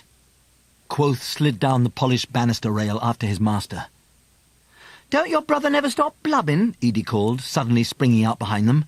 Neil started, and Quoth gave a loud squawk of surprise. "What do you mean?" Neil asked. "Were you with Dad and Josh when they were attacked today?" "He scared my goggles off," Edie snapped. Then Neil understood what had so terrified his father. "Goggles?" he muttered. "So that's what that thing in the dark was." "The imp of wood," the raven interjected. "Edie," Neil said, "I just want to know—" Before he could finish, the raven clapped a wing over his mouth, and the boy spat out 2 feathers. "Peace, mine master," Quoth hissed. "Canst thou not sense another presence?" Neil caught his breath and listened. Then he and Edie both became aware of faint, snuffling breaths. "Goggles!" Edie gasped excitedly. She clicked her tongue to attract the creature's attention. A low, throaty rumble issued from the imp's mouth, and it took a cautious step forward. Neil beheld its bowed and stunted form for the first time. The wooden eyes swiveled to glower at him and the raven. Then the creature unleashed a warning bark in their direction. "Edie," the boy pleaded, "get away! It'll have your hand off!" But Edie was fascinated by the imp and yapped back at it. At once the creature edged forward. Gogus, it grunted shyly. There's a good, pretty pet, Edie continued. Come on. You're crazy, Neil whispered in desperation. The creature's alarming face turned to him as a menacing growl sounded in its throat. That was enough for Neil. Lunging forward, he hauled Edie towards the door. At once, Gogus flew into a fury. Lashing its tail, it leapt after them, but Neil kicked out, and emitting a high, gibbering yowl, the imp was sent reeling. "Hurry, master!" Quoth beseeched him. Neil barged through the door, dragging Edie with him, then slammed it firmly behind. "Nearly caught it then, I did," Edie yelled. "Let me back in!" Neil's fingers closed tightly about the door handle. "No chance," he refused. "I'll go back another way then," she told him, and walked huffily up the dimly lit corridor, her small shape dwarfed by the glass cabinets of stuffed animals flanking the walls. A rhythmic tapping came echoing down the passage. "I know that sound," Neil breathed in horror. With Quoth flying apprehensively behind him, Neil ran up the passage towards Edie and caught hold of the girl's hand. At the end of the corridor, where African shields and tribal weapons decorated the wall, the forbidding form of Jack Timms swaggered into the passage, as repellent as Neil had imagined. Not daring to take their eyes from him, the children backed away cautiously. "If it ain't the little witch," Jack Timms announced, "and she done brought some playmates with her. That's all to the good. Wouldn't want anyone to miss this dazzly delight." Tick-Tock's red lips parted, and a repulsive snicker hissed through his blackened teeth. Reaching to the wall, he unhooked one of the African spears. "That can't help you," Edie cried. "Wait," Neil gasped. "Don't you see what it is?" The girl looked at the weapon again, and her hand squeezed Neil's tightly as she recognized the rusted blade fixed to the shaft. "The spear," she whispered. Clutching his blubbery sides, Jack Timms honked with laughter. "You can't get away this time. Tick-Tock belongs to this place just as much as you, and it listens to his voice as well as the old harpies." Tap, tap, tap. The tip of the rusted spear beat upon the wall. Suddenly, behind Neil and Edie, a peacock filled the corridor with its ugly, bugling cry. "Time's up for you," Jack Timms declaimed. "My new tormentor will see to that." Edie whirled around. In the primate case, the baboons jerked into life as, further down the corridor, the two spotted hyenas whooped and shrieked. Within every cabinet, Woden's power, directed by Jack Timms, animated the stuffed specimens, and the cases rocked as the creatures struggled to break free. A tremendous explosion suddenly flooded the passage with fragments of glass as, from the primate case, two large baboons came charging. They dragged heavy branches from their cabinet to smash the glass of their neighbours' confines. With high, nickering barks, the hyenas vaulted from captivity. Jiggling in the air above, Quoth flapped his wings dementedly. "Master Neil," he yelped, "beware the terror behind thee!" Tearing his eyes from the advancing hyenas, Neil turned, stalking towards him and Edie, its powerful shape rippling as it padded through the shadows, was a massive tiger. Jack Timms grinned malevolently. "Just the lad, pusscat," he called. "The little witch is mine." Snarling, the tiger sprang. Through the narrow way, its honey-coloured, rotting body flew. Edie screamed as the full weight of the enormous cat battered Neil to the ground. "Fie, foul feline!" Quoth crowed, plunging down, his talons outstretched. Swooping low, the raven's claws ripped deep gashes into the mangy skin. But no further help could he give, for a monkey's hand flashed out and snatched at the bird's wing. Pinned beneath the tiger's colossal weight, Neil saw the awful mouth come lunging down, and he howled. But instead of the death blow, a heap of sawdust dropped onto his face. Shouting triumphantly, Edie waved her hand, and her pixie hood glittered with green and silver fire in her grasp. In desperation, she had bound the garment about her fist and begun a furious attack on the monstrous beast. Where the pixie hood touched, it dissolved the bone and stuffing beneath. Laughing grimly, Edie plunged in for another assault, but from above, 2 hairy apes' arms came grasping, and she was hoisted into the air to where Jack Timms was waiting. "No!" the girl wept when she saw the deadly spear pointing straight at her heart. Suddenly, into the passage, its eyes blazing with fire, the white stag of Nirenel came charging. Sitting in the midst of the glorious branching antlers, yammering at the top of its voice, was Gogus. Over the length of Neil's pinioned body, the gigantic stag jumped, and with a ferocious backward kick of its hooves, destroyed the tiger utterly. Screeching, the baboons threw their captive down. His face distorted with fear and anger, Tick-Tock Jack lifted the spear above his head. "You'll not cheat me this time," he fumed.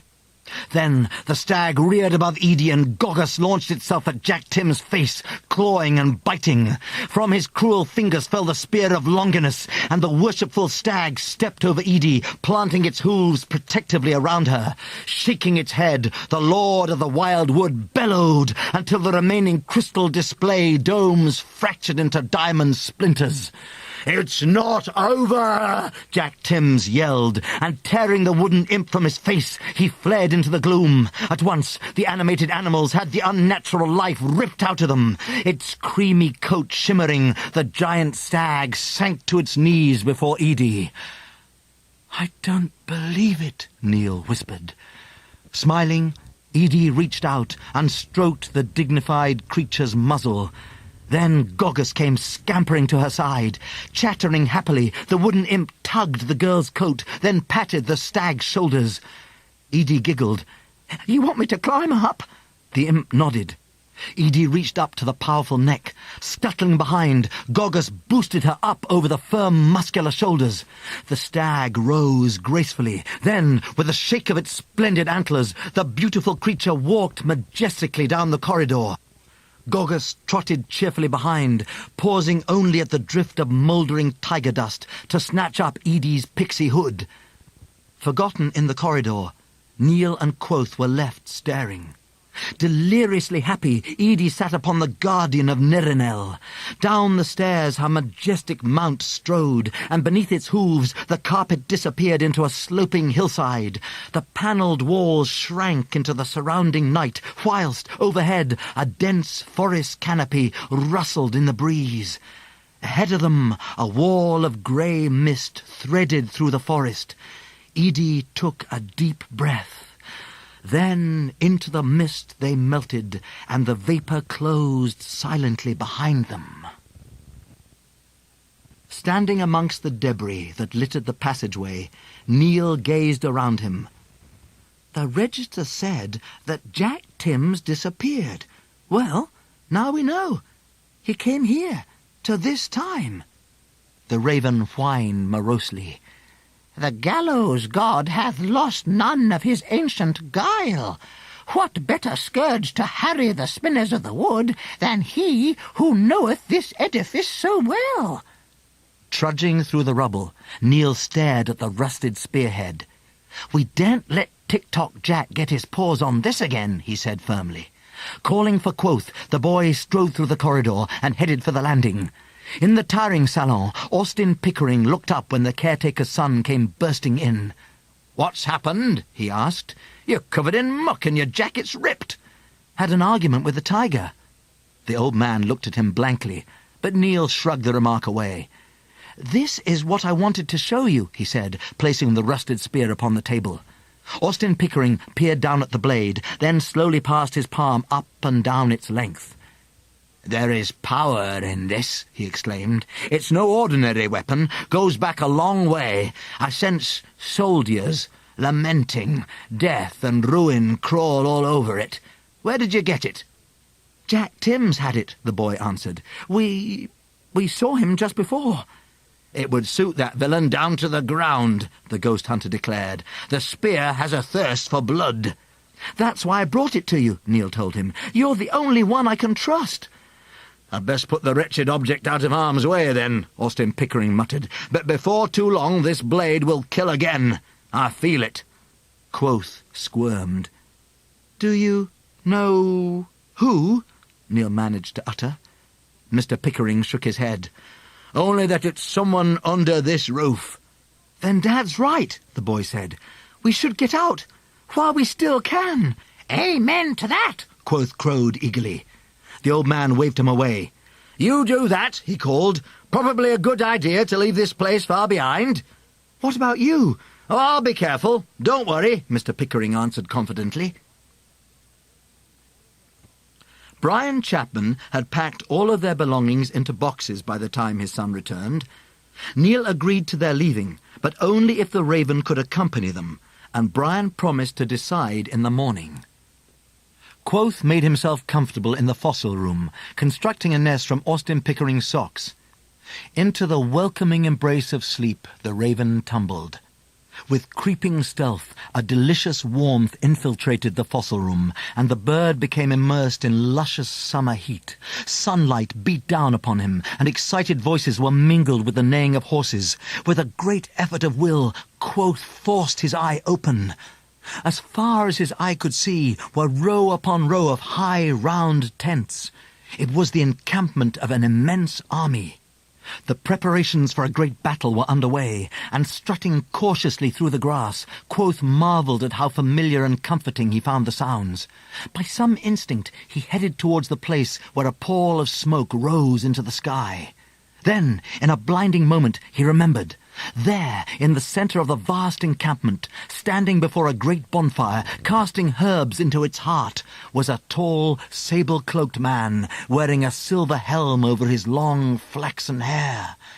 "Mine captain!" the bird cried in exultation. Into the air the Raven raced, sweeping high above the crowded tents and rippling banners. As he dived down, his wings became elegant and lustrous once more, and in the shriveled socket of his dead eye there now glittered a cunning intelligence.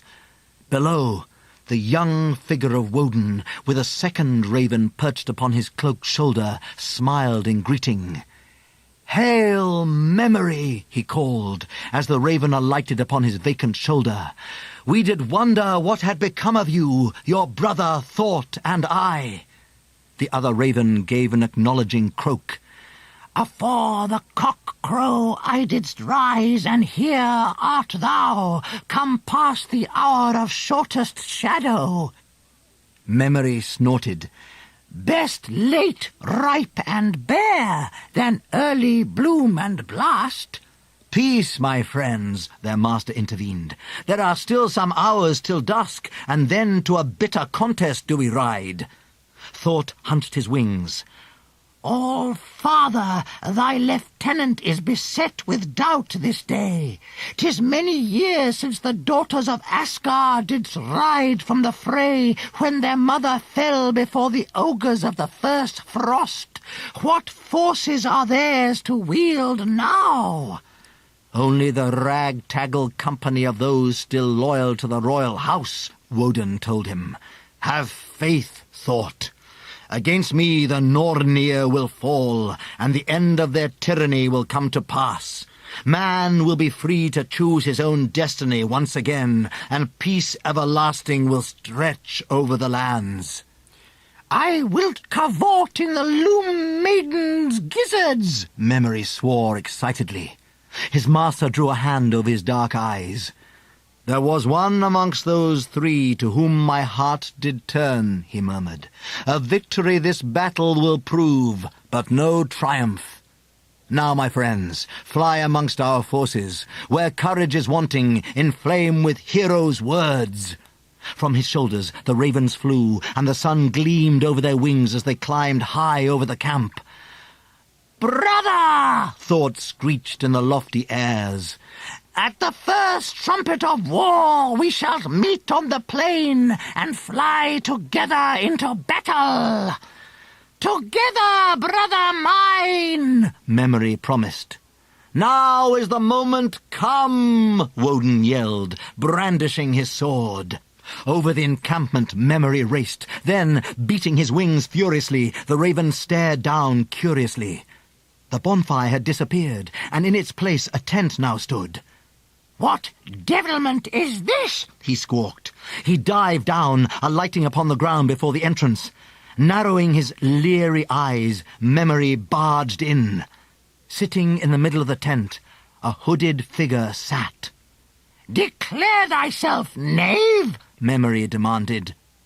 A voice called, Hold, my friends. Do you not know me? Confused and afraid, Memory edged through the smoke. Master? The Woden of the later years nodded and reached out to caress his cherished pet. This is but a dream, my love, he murmured, so you may recall the fealty and trust we shared. Your future self has spurned me. This will be the second time I ask you to rejoin with me. Now that you know of my ambition to depose the ruling fates, will you not aid me in their destruction? Most willingly, the raven crowed. You speak as the fledgling I once reared, Woden said sadly. But when this dream is done, then must you choose. Will it be quoth of the garbled brain, or my lieutenant? Memory threw back his sleek head and cackled with murderous laughter. Fear not, my master, ever thy creature shalt I be.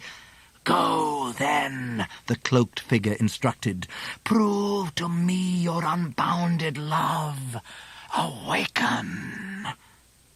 In the darkness of the fossil room, the raven gazed groggily about him, recalling the vivid conjured dream. And in that rousing instant, his heart was determined. This was the life he had resolved upon, to be the faithful companion of Squire Neil. He wondered what life away from the museum would be like. Yet, when he voiced his thoughts, a harsh, croaking caw blared from his beak. To punish him for rejection a second time, Woden had taken away the raven's gift of speech, and quoth wept well into the night.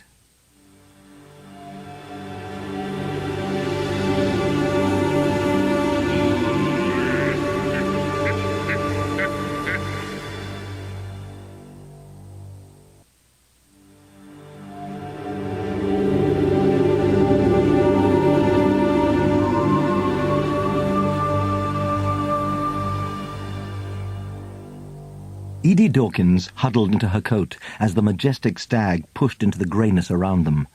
Vague images of trees could be glimpsed on either side, and from somewhere in front she heard the muted chattering of Gogus. Soon the mist became thinner. From that shadowy realm the milk-white stag emerged, and leaning forward Edie peered between its antlers.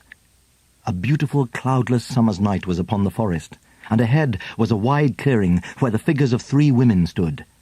Moonlight danced over the calm surface of a wide pool, and over that sparkling water, rising high into the crystal night, was a vast arching bulk. Nirano, Edie mouthed. Here was the last surviving root of Yggdrasil, as it had been in the first ages of the world. Its bark shimmered with a pale light, and across its broad length green glowing shoots were clothed in a lush foliage. "Edith!" came a warm, hailing cry. "We have waited long for you." Dressed in simple flowing robes, the 3 women beckoned to her, and, down upon the sloping ground, Gogus bowed. The regal stag sauntered around the edge of the pool. Chuckling in elation, Edie stared at the figures as they drew close. Clad in a garment of the deepest black was a youthful Miss Ursula, Urdur, as she was known in that time. Chestnut tresses were bound upon her head by a circlet of gold, and when she put out her hand to the stag's velvety muzzle, the creature sank to its knees before her. "We thank you, Diorath," she said, and the amber jewels of the stag's eyes burned adoringly. At Urdur's side, the one clad in a gown of red cloth stepped forward. "Come, daughter," Skuld beamed. With her strong arms, the woman lifted Edie from the stag's back and set her upon the grass. Laughing, the child stared up at the figure who would one day become Celandine. Hanging back was the loveliest of all the daughters of Asgard, a slender, white-robed woman with eyes of a cornflower blue. "Veronica!" Edie cried, her eyes stinging with tears. "I am the dandy," the youngest of the Fates corrected gently. Edie threw herself into the woman's arms and hugged her desperately. Urdur smiled, then returned her attention to the stag. "What would we do without you to guard us, Durath?" The Lord of the Wild Wood snorted, its antlers gleaming in the night. "Durath is one of the 4 sentinels of Nirinel," Urdur told Edie. "In your time, they have been dead for many years. But Durath will always return when called upon to protect Nirinel and those who tend it." "Were it Gogus what called him?" the girl asked. "It was," Urdur replied, stooping to pat the carving's head. "You know how the loom of destiny came to be created, don't you, Edith?" "Frost giant chopped a branch off the world tree," the girl proclaimed. "The loom was made out of it." "Just so," Urdur assented. "Yet, from the same timbers, our mother, the queen, commanded the woodwrights of Asgard to fashion a figure within the decoration of the loom." "So Gogus is part of the loom!" the girl cried. "It is the pedagogus," Urdur instructed her, "our tutor. It was the wood urchin who taught us how to string the loom of destiny and weave the mists to keep out our enemies." Hearing this, the imp danced around them, yammering, "Gogus, loom!" "There will come a time," Urdur said solemnly, "when the last surviving remnant of Yggdrasil and those who tend it face their direst peril. In that final hour, it is the wood urchin who will defeat the lords of the ice and dark, though all that we hold dear may lie in ruin about it. But that is ages hence. Come, Edith, let us show you the harp wherein all our fortunes are strung, the loom of destiny." Over the grassy banks they made their way. Rounding Nirinel's obscuring bulk, an emerald and silver gleam welled up. Holding her breath, Edie stepped forward and raised her eyes as the glory of the loom blasted upon her. But before her vision could adjust, the ground shook.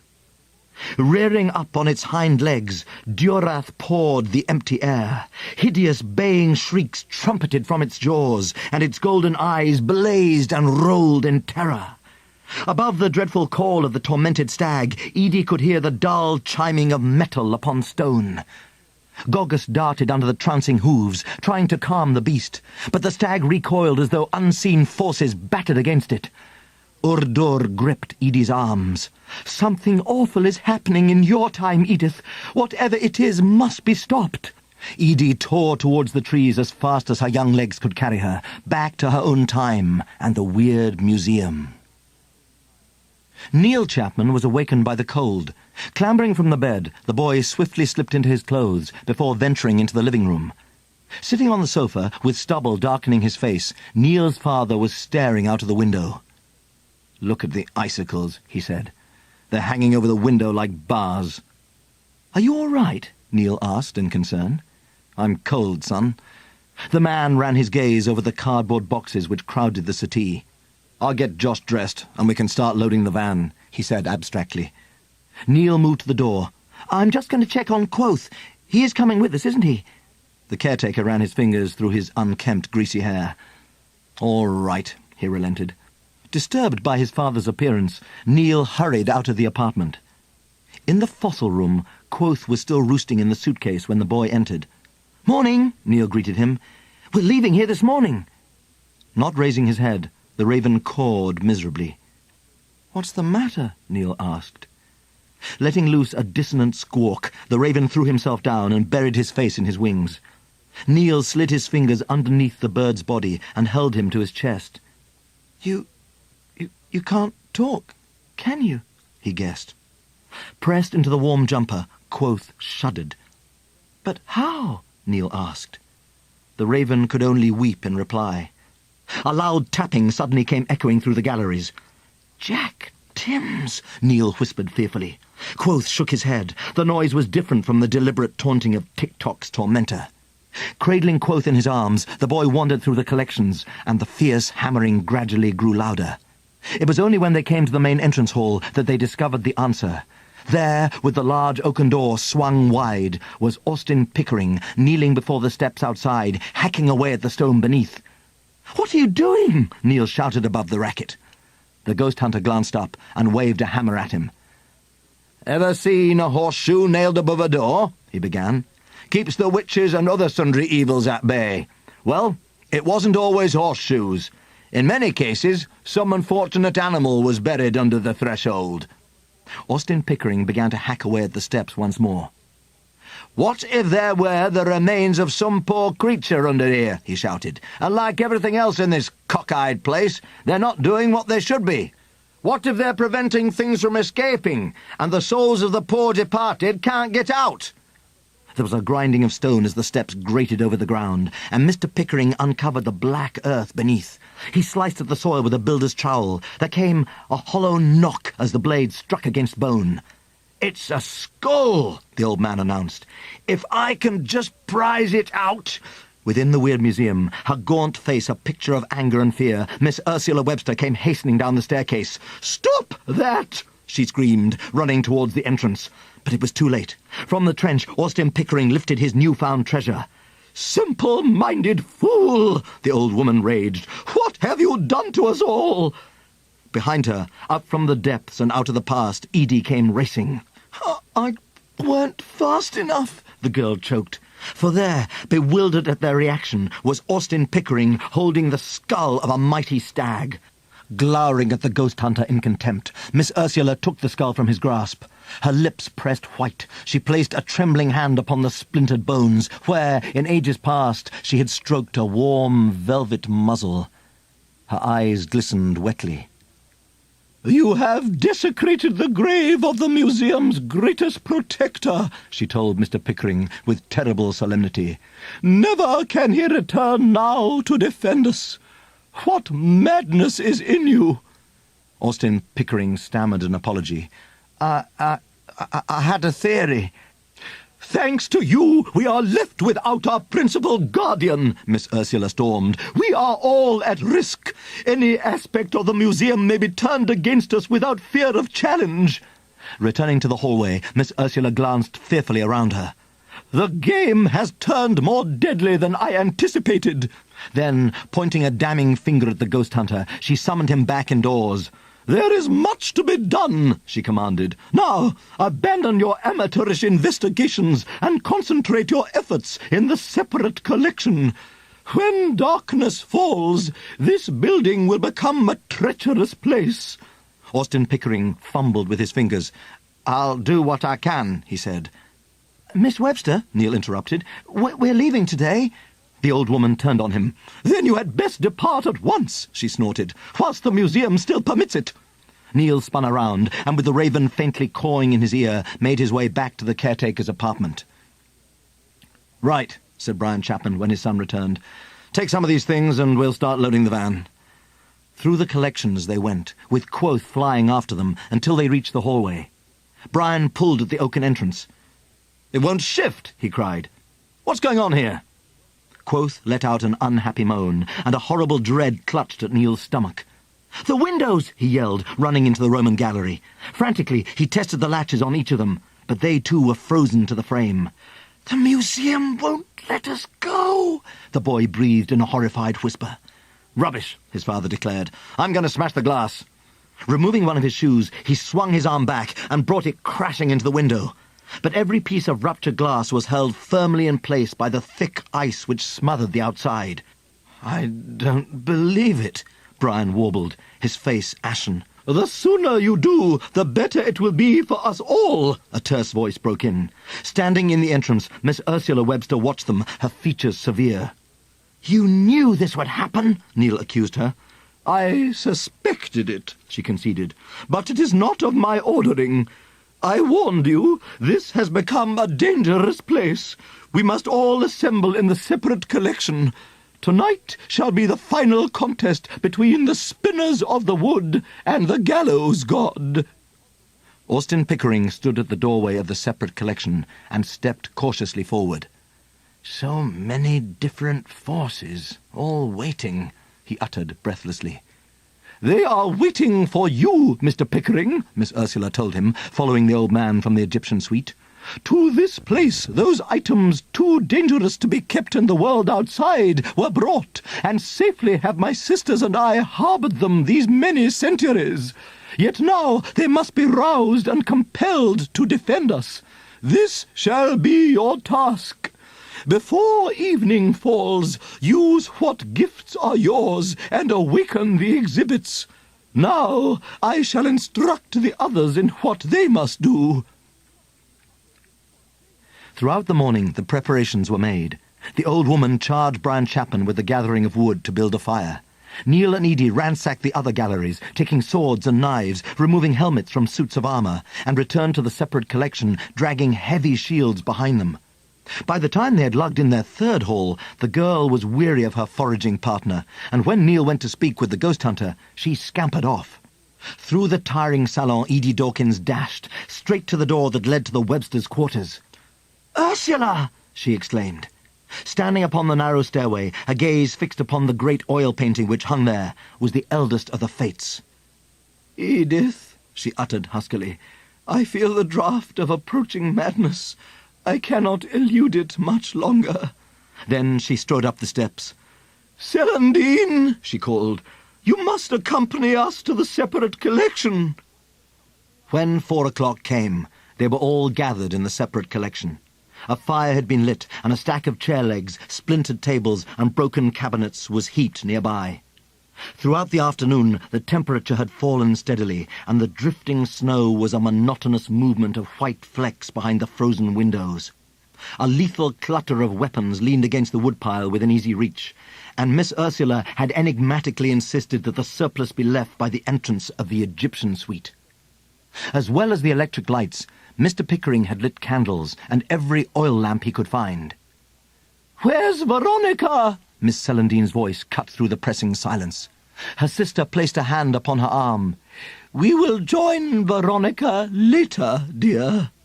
"Why ain't Gogus here?" Edie asked. "I take heart from his absence," Miss Ursula informed her. "The wood urchin will only show himself when the threat reaches its pinnacle." Then, sensing the brooding, resentful atmosphere mount within the museum, the eldest of the Fates knew that it was time. "Mr. Pickering," her clipped voice began, "the instant is upon us." The ghost hunter nodded dumbly, then closed his eyes. "In the name of the Almighty," he whispered, "listen to my words. The time of your sleeping is over." Mr. Pickering's voice raised to a resonating demand. "Give us your protection this night. Keep the evils at bay, I beg you." Neil's palms were sweating with anxiety. Overhead, the electric lights started to flicker, then darkness flooded into the separate collection. Deep within the museum, there came the distant sound of a rhythmic knocking. Tap, tap, tap. "It's him," Neil murmured, the hair on his neck rising. "Jack Timms." "Dad!" Josh began to wail. Through the passages and halls the evil man prowled, his tormentor rapping out his progress. In his wake, a jumble of identities scrambled over the museum's creaking walls. The shrieks of the madhouse mingled with the blast of an air raid siren and the babble of young voices. "The infants of the Well Lane Orphanage," Miss Ursula explained. "I don't understand," Brian stammered. "Dad," Neil said impatiently, "it's the past coming back. Those kids are in this place now, as alive as you and me." Suddenly, the orphans' voices faded, and the throb of Jack Tim's cane drummed out the dragging seconds. But inside the separate collection, a new sound began. "The statues," Neil marvelled. "They're all moving." "My congratulations, Mr. Pickering," Miss Ursula complimented him, allowing herself a slight chuckle. "Your gifts are not so humble as you pretend." Every sculpture that graced the separate collection was infused with supernatural life, and their crunching steps headed for the entrance to the Egyptian suite. There, the effigies of kings, satyrs, warriors, and forgotten gods gathered close about the heap of weapons by the doorway. Rising to her feet, Miss Ursula Webster selected a heavy broadsword and bronze shield. Then, threading her way through the cabinets, she halted by a gilded pedestal and raised her eyes to the figure it supported. The shapely female foot, carved from ivory and broken off at the ankle, was now part of a much larger whole. 2 dainty ivory feet were connected to graceful calves, which disappeared into the sculpted folds of an alabaster shift. Holding up the weapons, Miss Ursula bowed her head. "For this night I appoint you commander of my stone legion." Ivory hands reached out to take the sword and shield from her grasp, and the blade cleaved through the gloom as the statue signalled its ascent. Then it stepped down from the pedestal, but where the enchanting head should have been was only a grinning human skull. The jaw snapped wide to issue a threatening serpent-like hiss. Her mouth falling open, Edie adored the wondrous creation. Through the separate collection it stalked, brandishing the sword before it. At the doorway of the Egyptian suite, the statue halted, whilst the rest of the stone infantry closed in behind. "So march our principal defences," Miss Ursula remarked, listening to the heavy footfalls rumble through the dark. As she said those words, the pounding of Tick-Tock's tormentor suddenly ceased, and everyone looked up sharply. "The contest begins," Miss Ursula uttered. Behind the panelled walls, Jack Timms roared. Stumbling backwards down the stairs, the burly man glowered at the alarming sculpted figures that pursued him. Beneath the thundering weight of those marble feet, the wooden steps splintered. Tick-Tock Jack staggered away from the alabaster statue. In his left hand he held his cane firmly, but his right fist gripped a Roman sword snatched from the wall. Stabbing wildly, he chipped a sliver of ivory from one of the sculpture's beautiful arms. Then the bronze shield swung around to knock his fat body aside. Jack Timms dropped his gladius and tumbled into the main hall. "You blousy headstones!" he shouted. "Tick-Tock ain't a frighter of the likes of your churchyard mugs." "Now we'll see," he laughed. His eyes trained upon that alabaster figure. The warder edged towards the Roman gallery. "You'll not gut me," he slobbered foully. Up in the separate collection, they could no longer hear what was happening downstairs. Suddenly, from the darkness there came a gasping cough. "Who's there?" Mr. Pickering demanded. Miss Ursula took up an oil lamp and strode into the shadows, the flame lighting the interiors of cabinets. To her right, a small voice spluttered, and a row of shrunken heads was illuminated. A thin, rasping voice sounded within the glass case, as one of the ghastly objects greeted her in a language that neither Neil nor anyone else understood. Yet it was plain that the old woman comprehended every word. "My friend, will you aid us?" Miss Ursula asked. "We must know what is befalling outside this room." The crinkled face bobbed upon the string as the head attempted to nod, and the long-dead shaman sent his mind flying through the museum, revealing to her all that he saw. "The statues are in the hall," Miss Ursula recounted. "Jack Timms is in there, laughing." Suddenly, the Wyrd Museum rang with the screams of young children.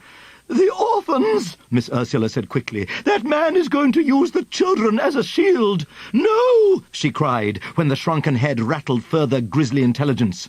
"The sculptures were commanded to let nothing stand in their path. They are advancing. The children are between them and the warder. The swords are raised." "Stop it!" the ghost hunter yelled. "Call them back!"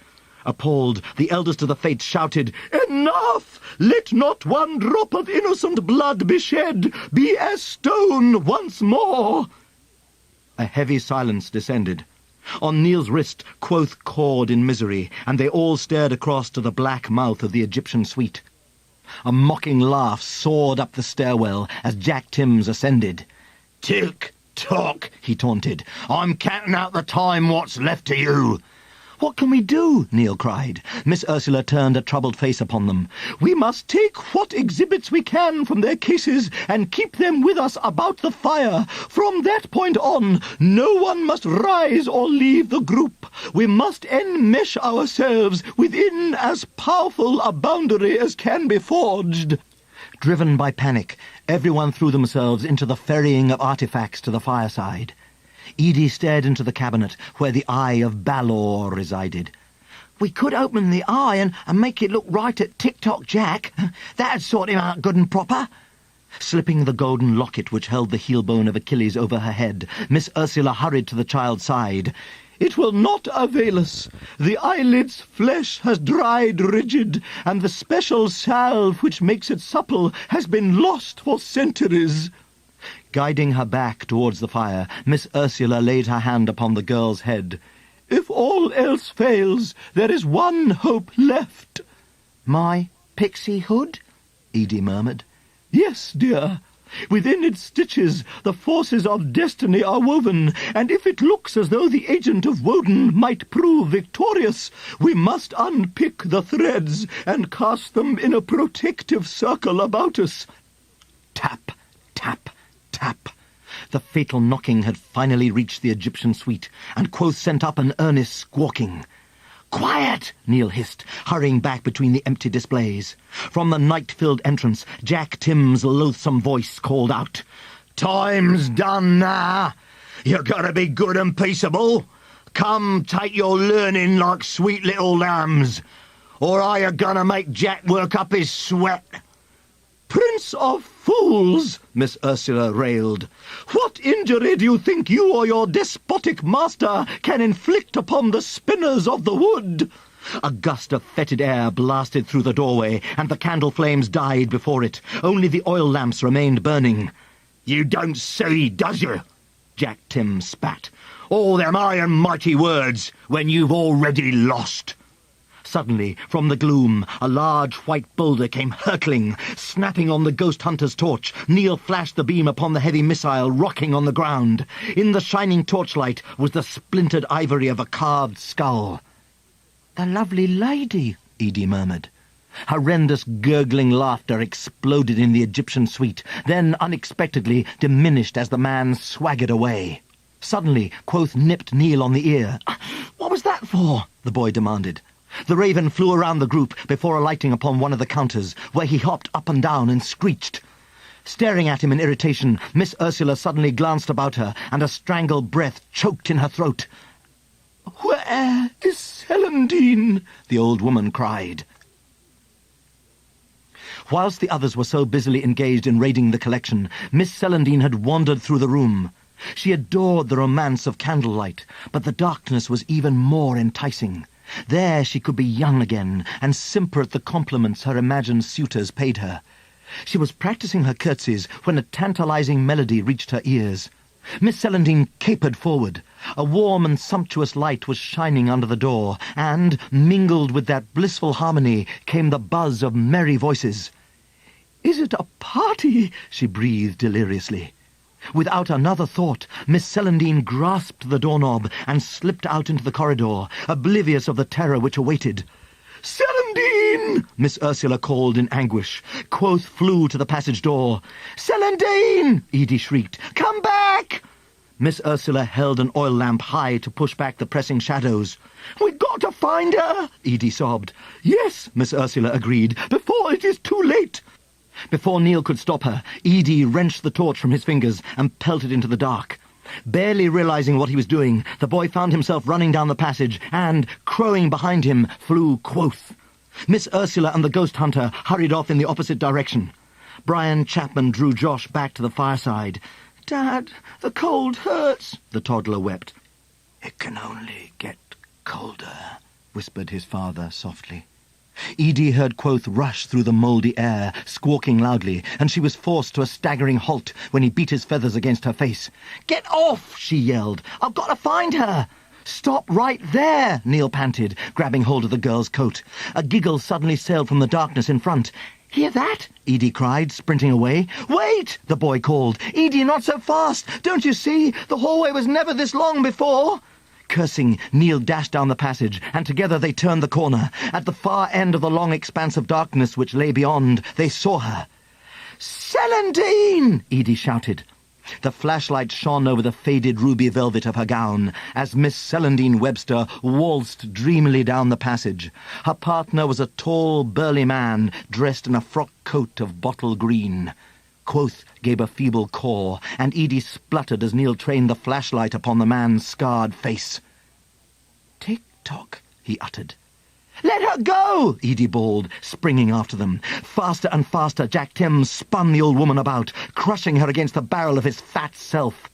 "Too boisterous, sir," Miss Celandine protested, but the warder laughed in her face. Running after them, Neil and Edie saw a melting change alter the foul man's fine garments, until he was dressed in his usual warder's clothes. He twisted Miss Celandine's arm behind her back, and she squealed in fear. "Quoth!" Neil called in distress. "Find Ursula! Bring her here as fast as you can!" With a mighty sweep of his wings, the raven shot back up the passageway. Tick-tock Jack seized Miss Celandine roughly and dragged the old woman towards one of the waiting doors. "Save me!" she yowled. "Help me, Edith!" Into the room the woman was hauled, and the door slammed just as Edie came dashing up to it. The girl wrenched the handle, but the door wouldn't budge. Rocketing through the corridor, Quoth thrashed his wings faster than he had ever done before, crying at the top of his raucous voice. In the distance he saw a glimmering light. There, cupping the flame of his cigarette lighter, was Austin Pickering. Swiftly the anguished bird flew to the old man's wrist, gibbering wildly. "Calm down, old son," Mr. Pickering exclaimed. "Have Neil and the girl found Celandine?" Quoth nodded beseechingly. "Well, it's Ursula you'll be wanting," the ghost hunter replied. "She's just around that corner." Quoth spread his wings again. "Oh, no," the ghost hunter said mildly. "You can't leave yet." And to the raven's astonishment, grabbed hold of his legs. Struggling furiously, Quoth shrieked in alarm. Squeezing his fingers tightly about Quoth's beak, Austin Pickering ducked into the nearest doorway. Then he lifted the bird to stare into his goggling face. "Did you really think I'd let you squeak your scabby head off and give the game away?" the old man chortled. Quoth wriggled in his grasp, his eye glittering with anger. How dare this madman hold him captive whilst his young master was facing untold hazards? A chilling edge crept into the old man's voice. "I've waited far too long for my designs to be ruined by anyone, especially not you." The old man chuckled softly, his voice dropping to a seditious whisper. "Did you think I would forget our last appointment, my beloved memory?" Quoth's terror was beyond anything he had ever experienced before. Here, wearing the disguise he had created to inveigle his way into the Wyrd Museum, was the raven's former master, Woden. "Even now, it is not too late to reconsider," the compelling voice hissed. "The choice is yours." A great tear streamed down the raven's face, and his soul cowered. How could he reject Neil and fly at Woden's side once more? Yet, if he did not, he would certainly perish. "The decision is made," Woden demanded. The raven gave one mournful nod. An insidious laugh rippled from his captor's mouth, and Quoth felt the tenacious fingers unfasten from around his beak. Snatching his chance, he threw back his head and let loose a piercing scream. Throughout the Wyrd Museum, that warning echoed. Into that last sacrificing shriek, Quoth propelled all that he would never again say to his beloved young master. "Faithless crow!" Woden snapped, catching hold of the raven's throat and twisting savagely. "I'll waste no more time on you." And in that darkness, Quoth's earnest little life ended. In the gaslit passageway, Neil Chapman threw himself against the door. The barrier swung treacherously inwards, and the boy went sprawling into the room beyond. Edie Dawkins leapt after him. Scrambling to his feet, Neil saw a room crowded with empty hospital beds. Racing after Edie, he plunged through ward after ward, whilst the old woman's fevered shrieks grew closer. Through the Egyptian suite the children pressed, hurrying into what would one day become the separate collection. Wooden benches clustered around the walls, and a number of well-dressed people were seated there. In the middle of the room, Jack Timms and two other warders were dragging Miss Celandine to a long table fitted with sinister-looking buckled straps. "Let her go!" Edie squealed. "Celandine!" At once, a lean, weasel-featured man grabbed Neil by the collar. Then he marched over to Edie and pulled both their madly kicking figures from the room. By the long table, a man wearing a leather apron waved to the warders to bring Miss Celandine over. "Be certain you restrain her correctly," he ordered. "I don't want any accidents." The surgeon turned to the distinguished group assembled on the benches, raising his voice above Miss Celandine's cries. "The subject is a murderess, one Mary Ann Brindle." Towed harshly away, Neil heard those doom-laden words. "No!" he yelled. "You've got the wrong person! They can't hurt her!" Edie shrieked, so that Miss Celandine could hear. Neil turned a drained face upon the girl. "Didn't you see it?" he stammered. "On that tray, with the knives and saws?" Instinctively, Edie knew what Neil had seen. "Celandine!" she screeched, lashing out at the man who held her. "Edith!" the old woman's voice came squealing. "I'm frightened! Save me!" In the operating theatre, Dr. Samuel Lawrence took the spear of Longinus from the tray, and at that moment Quoth's dying screech resounded throughout the building. With the oil lamp lighting her way, Miss Ursula Webster hastened through the corridor, calling out her sister's name. Suddenly, a barbed pain ripped into her stomach, and she fell to her knees. "No! Celandine!" she shrieked. Outside, in the frozen night, the bronze figure by the door quivered, and then, with a splintering crash, exploded. Miss Celandine Webster was dead. The presence surged around Edie, and she fled into the separate collection. Beyond the case which contained the Eye of Balor, the girl saw Miss Celandine Webster lying upon a long glass counter. With faltering steps she approached, then took the old woman's hand and kissed it. Tears drove clean tracks through the grime of her young, devastated face. "She just turned up," Brian gasped. "What happened? Where's Neil?" "I'm okay, Dad," Neil said bleakly, emerging from the shadows. A purposeful tread chimed upon the floorboards behind them, and Miss Ursula strode in. A rigid composure controlled the old woman's bearing, but behind that facade her eyes were as windows to a torment that she couldn't mask. From the corridor they suddenly heard the ghost hunter. "Thank the Almighty!" he shouted. "I thought I was permanently lost in this warren!" Out of the shadows, Woden's prosaic disguise came ambling. "Miss Celandine's dead," Neil told him. "Jack Tim's got her. He made her take the place of Mary Ann Brindle on the operating table." An utterly convincing, mortified horror flashed across the ghost hunter's face as he lumbered into the room and surveyed the wretched scene. "I'm so very sorry," he muttered. "My sister was killed by the spear that was in your charge, Mr. Pickering," Miss Ursula said archly. "The spear?" Mr. Pickering blustered. "But I left it by the fire with the other exhibits." "Then this room is no longer secure," she said. "We must abandon it for the place where no one, save the spinners of the wood and Edith, has ever set foot." "Stop a minute," Neil objected. "What about Quoth? He isn't back yet." "Mr. Chapman," Miss Ursula ordered, "make that maggot obey you. Those who remain will die." Brian turned to his son. "You heard that?" he said. Josh reached out to his older brother. "Please, Neil, come with us," he implored. The boy closed his eyes in resignation. "All right," he whispered, despising himself. Down the dark corridor the group hastened, the ghost hunter's torch illuminating the narrow way. Aching with concern for Quoth, Neil searched the debris that littered the route. Perhaps he'd flown headlong into a wall and was lying stunned somewhere. Suddenly they felt the ground begin to pucker and swell under their feet. Rearing before them, ripping through the fusty carpet, was a tall beech tree, its sturdy branches reaching up into a starry sky.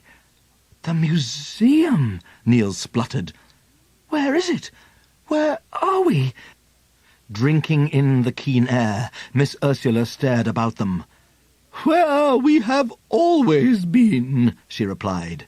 They were standing upon a wooded rise, a pallid dawn edging into the night. Upon their left, the land sloped steeply downward into a dense forest. "I do not understand why Woden has sent us back to this age," Miss Ursula said.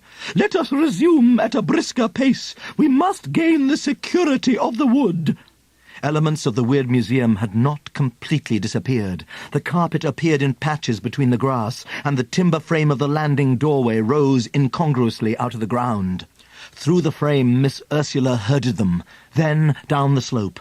From over the crest of the ridge arose the rumour of many voices raised in anger and challenge, and the clashing of sword against sword.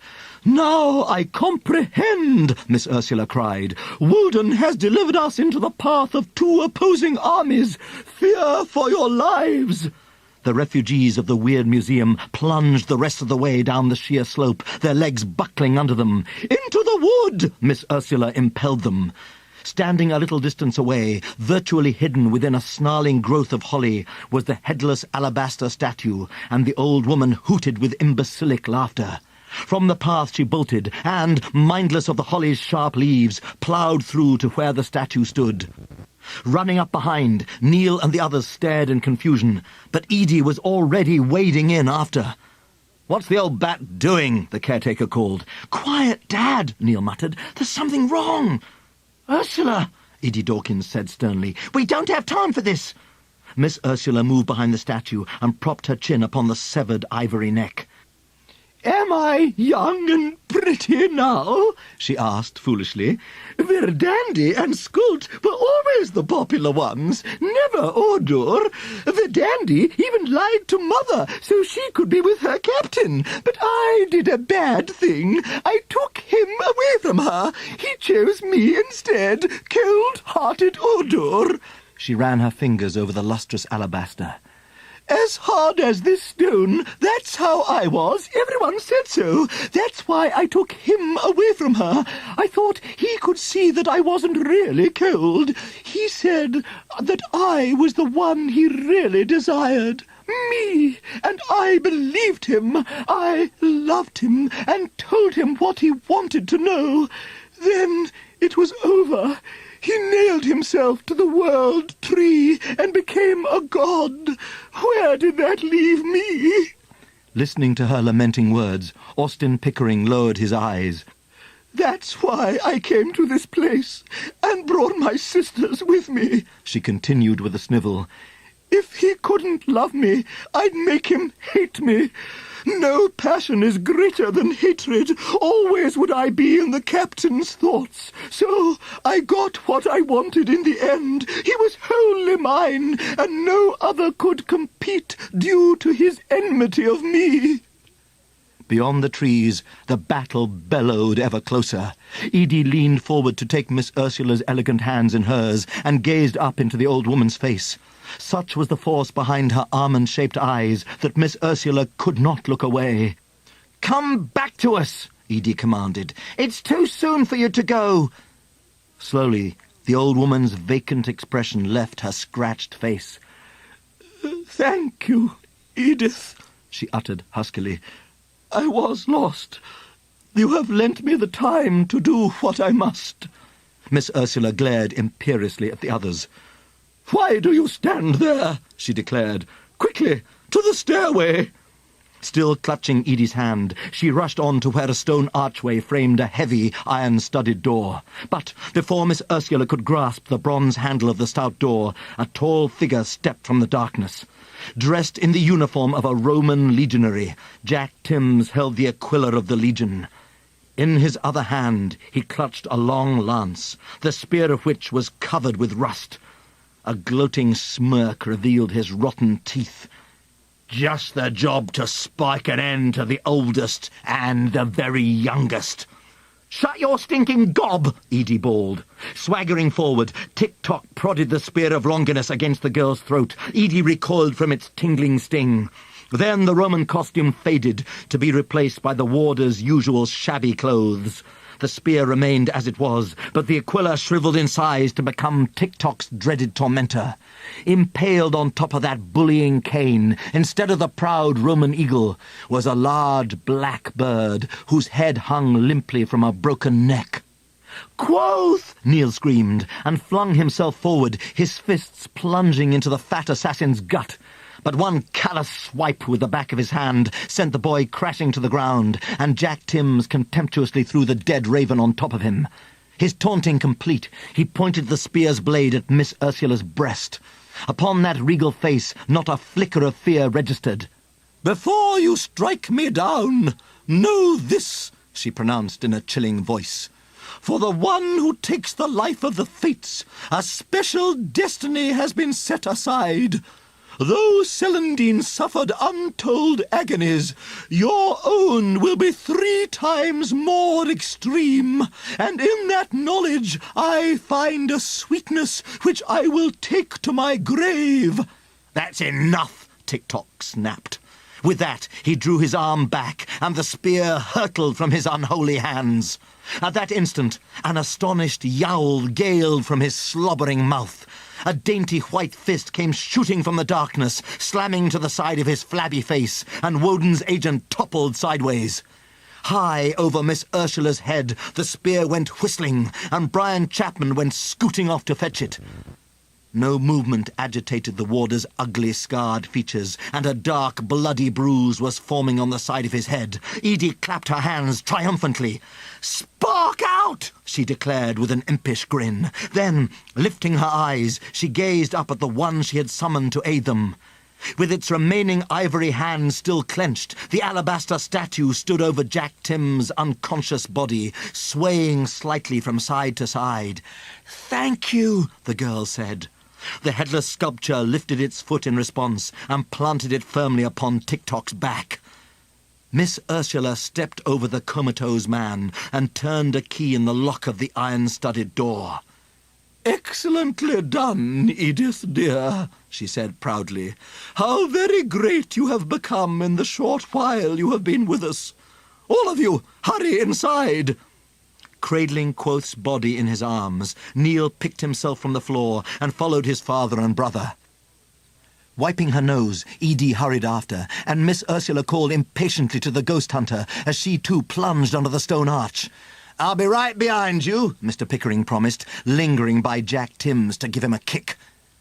"Don't," he cursed. "Now another way will have to be found." Then the captain of Ascar strode through the entrance which led to the secret stairway.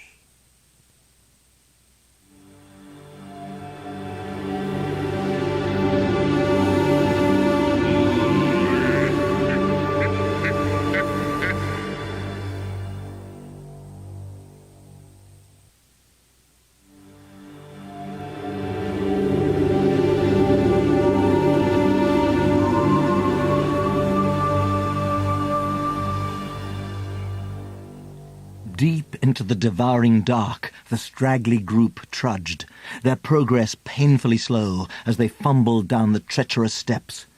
After what seemed an age, the steps came to an end, and a cavern opened around them.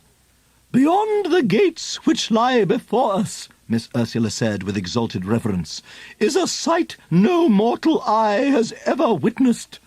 You have come to the abode of the 3 fates of the ancient world, where the seed of all legend still lives. For here is the final surviving root of Yggdrasil.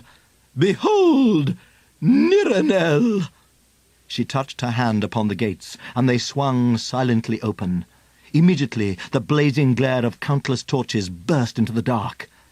In the centre of a huge chamber was a circular dais of stone, and beyond a mighty tree-like shape thrust up from the cavern floor. "I never dreamed," Neil breathed. Even blighted and withered with age, the root possessed an unequalled majesty. Walking over to the wellhead, Neil gently laid Quoth upon the ashes, folding those limp, lifeless wings about the raven's body. "Yes," Miss Ursula addressed the boy, "your loyal friend has rightfully earned his place upon the brink of the sacred well." She sighed with a sudden fatigue, and crossed to the wall where a small niche was hewn. "What you doing?" the girl asked. "I am tired, Edith, dear," Miss Ursula replied, avoiding the question. Then, sauntering back to the wellhead, she set the beaker down in the soot and peered into the clear water it contained. "There is just enough time to accomplish what must be done." Edie's frown deepened. "What you saying?" she demanded. "In this hallowed place, at this the instant of doom, all veils of deceit should be torn away, and the glistering grains of truth laid bare. Do you not agree, Mr. Pickering?" she asked, toying with the golden chain around her neck. The ghost hunter shrugged with feigned confusion. Miss Ursula unclasped the large, glittering locket. "There have been enough games played already," she cried, "and here is where this last charade will cease." Dumbfounded at the intensity of Miss Ursula's outburst, Edie glanced from her to Austin Pickering. A look of resignation stole over that craggy mask. "I thought the part had been played well," he uttered in an arrogant voice. "When did you suspect?" Neil and Edie stared at him with round eyes. Miss Ursula laughed bitterly. "Suspect? I have always known." Edie darted forward to claw and bite the old man, but Miss Ursula held the girl back. "Let go!" she yelled. "He killed Veronica and Celandine!" Neil turned a ghastly, blanched face upon him. What does she mean?" he stammered. "Mr. Pickering?" "He's Woden!" Edie bawled. The boy edged backwards. "No," he muttered. "It isn't true. Tell them." Consigning his spectacles into the pocket of his mackintosh, the figure of Austin Pickering had nothing to say. "All those lies," Neil whispered, numbed by the awful realization. "Tick-Tock Jack was working for you all along?" Then the full betrayal smote him. "You murdered Quoth!" the boy wept. "What sort of a monster are you?" "Keep a hold on your tongue, boy," the gallows god spat, "before you join that treasonous bird in death." Then, about his shoulders, the colour of the mackintosh deepened, and the fabric reached to the ground as the old man's sharpening, wizened features retreated into the concealing darkness of a heavy cowl. "Your adopted daughter has not yet discerned the truth," he observed in a disdainful whisper. "Did you not mark the import of Ordor's words, child? From the very beginning, she was aware of me, long before I entered her precious museum. It was to her tune that I danced." Edie stopped her struggles. "Ursula," she breathed in horror, "you knew what he was up to, and you let him kill Veronica and Celandine? I hate you!" The last of the fates endured Edie Dawkins' blistering abuse, until the overwrought child threw herself down into the ashes, sobbing wretchedly. "Yes, I knew." Miss Ursula's unrepentant confession cut through Edie's consuming grief and shock. "My sisters were mindless, and I was soon to accompany them into dementia.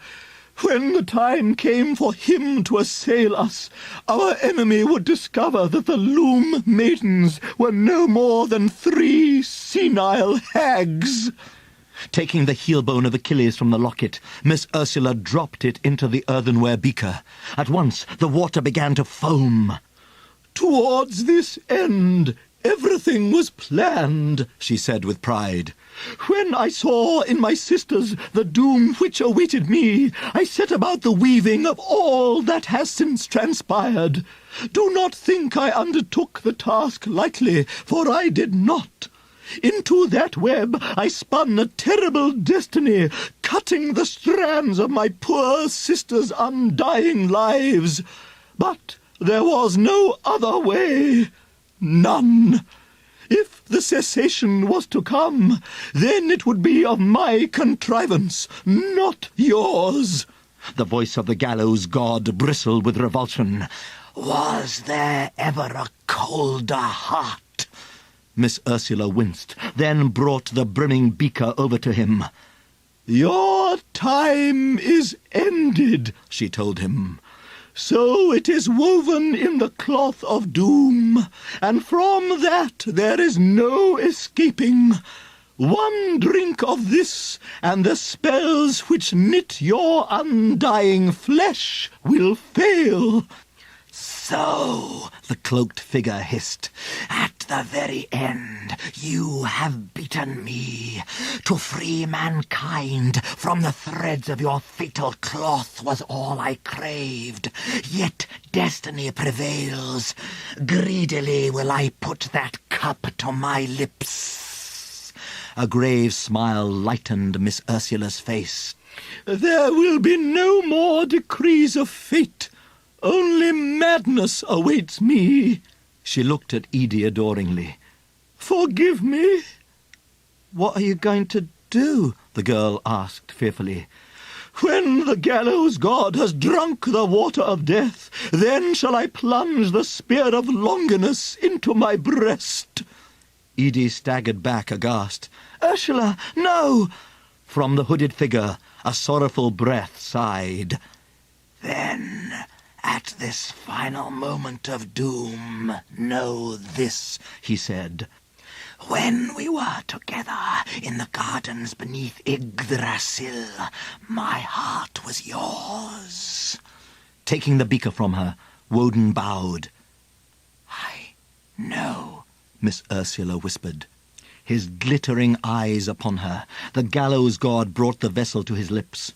Realizing that she could not bear to look, Miss Ursula turned quickly away. "Bring me the spear!" she cried bitterly.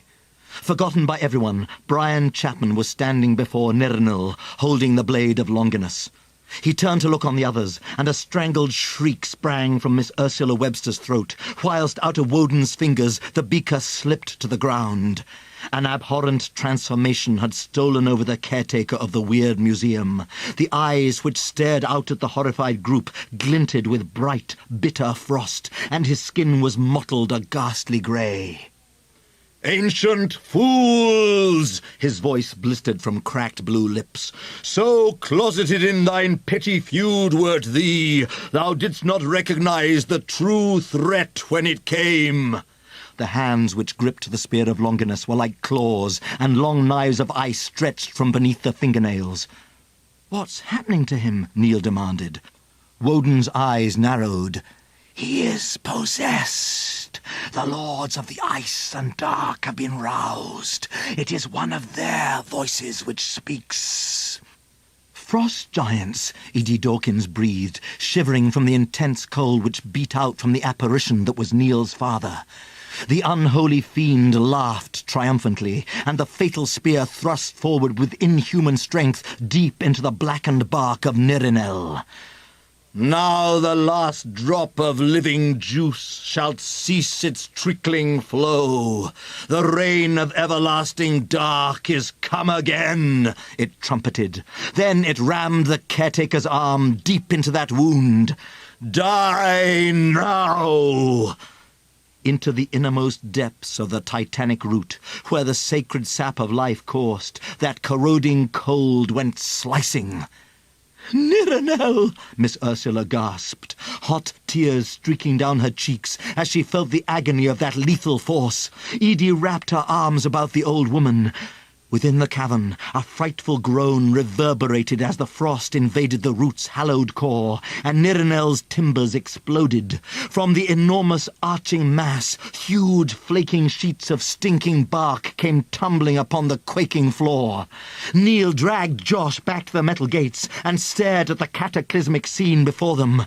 Shaking violently, the scorched stone dais of the well tilted. Over its surface, the body of Quoth went plummeting down until it disappeared into the fathomless dark. Ursula Webster lumbered over the buckling floor. "Nirnel!" she screamed bleakly. "Forgive me!" "Ursula!" Edie squealed, darting through the tumultuous downpour of rock and timber. "We gotta get out!" Miss Ursula glanced down at her, then through the teeming dirt to where Woden clung to the wellhead. At that moment, Yggdrasil's last surviving root finally came collapsing down. "Flee, child!" Woden commanded fiercely, and with his cloak billowing about him, he rushed across the dividing gulf, yelling defiantly. In that same instant, Miss Ursula shouted, "Edith! The loom! Nothing else can save you!" Through that tumbling chaos, Edie Dawkins caught a last glimpse of Ursula Webster as Woden reached out to her. Before the ending came, she thought she saw the captain of Asgard in the vigour of his youth. Before him, a beautiful woman, whose auburn tresses were banded by a circlet of gold, gathered him into her arms as the pulverizing, obliterating blow came. Down onto the floor of the chamber, the tortured magnitude of Nerenel went thundering. The world tipped, and Edie was flung across the cavern. Outside the Wyrd Museum, the bronze figure which surmounted the Victorian entrance fractured into 1,000 splintered fragments. Deep below the foundations, Neil raised his pounding head. "Josh!" he croaked, spitting dust. A whimper answered him, and the boy crawled anxiously towards it. Taking his young brother's hand, Neil hauled himself to his feet. Here and there, a few torches still guttered. He could just make out the wellhead, surrounded by a sea of destruction. Beyond that was the toppled wreckage of Nerenel. Clambering over the twisted gates, Edie Dawkins emerged, her face black with grime. "They're dead," she sobbed. Then Neil saw a tall, awkward man floundering through the chamber, a long spear clenched in his hands. "Why are my brethren not released from their wasteland stronghold?" it snarled in murderous rage. "Leg it!" Edie cried, grabbing a flaming torch. To the spiralling stairs the children fled, the fiery torchlight streaming behind them. "Can it be that a piece of the world tree doth yet exist?" the frost giant shrieked. The children reached the steps and commenced the arduous climb. The echoing snarls which drifted up the ponderous shaft grew fainter. "It's hunting through the other caves," Edie said. "For the loom?" "Yes. Ursula said it got broke, but I never believed her." With that, Edie quickened her pace, and Neil had to carry Josh to keep up with her. Eventually, the studded door appeared above them. Edie gave the handle a sharp twist, and over the threshold all 3 children barged. Inside the Wyrd Museum, all was chaos. Into the cauldron of bubbling ages, indistinct shadow figures darted. Saxon warriors, knights, children from the orphanage. "Why is it like this?" Neil cried. "Woden's dead." Edie nudged the still unconscious warder with her shoe. "Woden's put his power into him. The museum's still feeding off it. We've got to get upstairs. That's where the loom is." Neil stared across to where the carpeted stairs rose to the landing. But, even as he looked, the steps vanished, and a great slab of granite, supported by 3 smaller, roughly hewn blocks, took their place. "The museum's out of control," he told Edie. "If we don't wind up lost in the past, we'll probably get an arrow in our backs." Edie let out an excited squeal. "There's a way!" she cried. She gave Neil the burning torch and held out her hand towards the alabaster statue. "Come with us," she implored. "I need you." The sculpture placed its delicate fingers upon the girl's open palm. "In here," Edie invited. Under the arch, the statue stepped to where the flame-lit gloom of the secret stair delved down into the earth. "I don't want to go down there again," Josh wailed. "Shut it and get moving," Edie growled. Down the plunging stair the children picked their path, and, behind them, the headless sculpture came.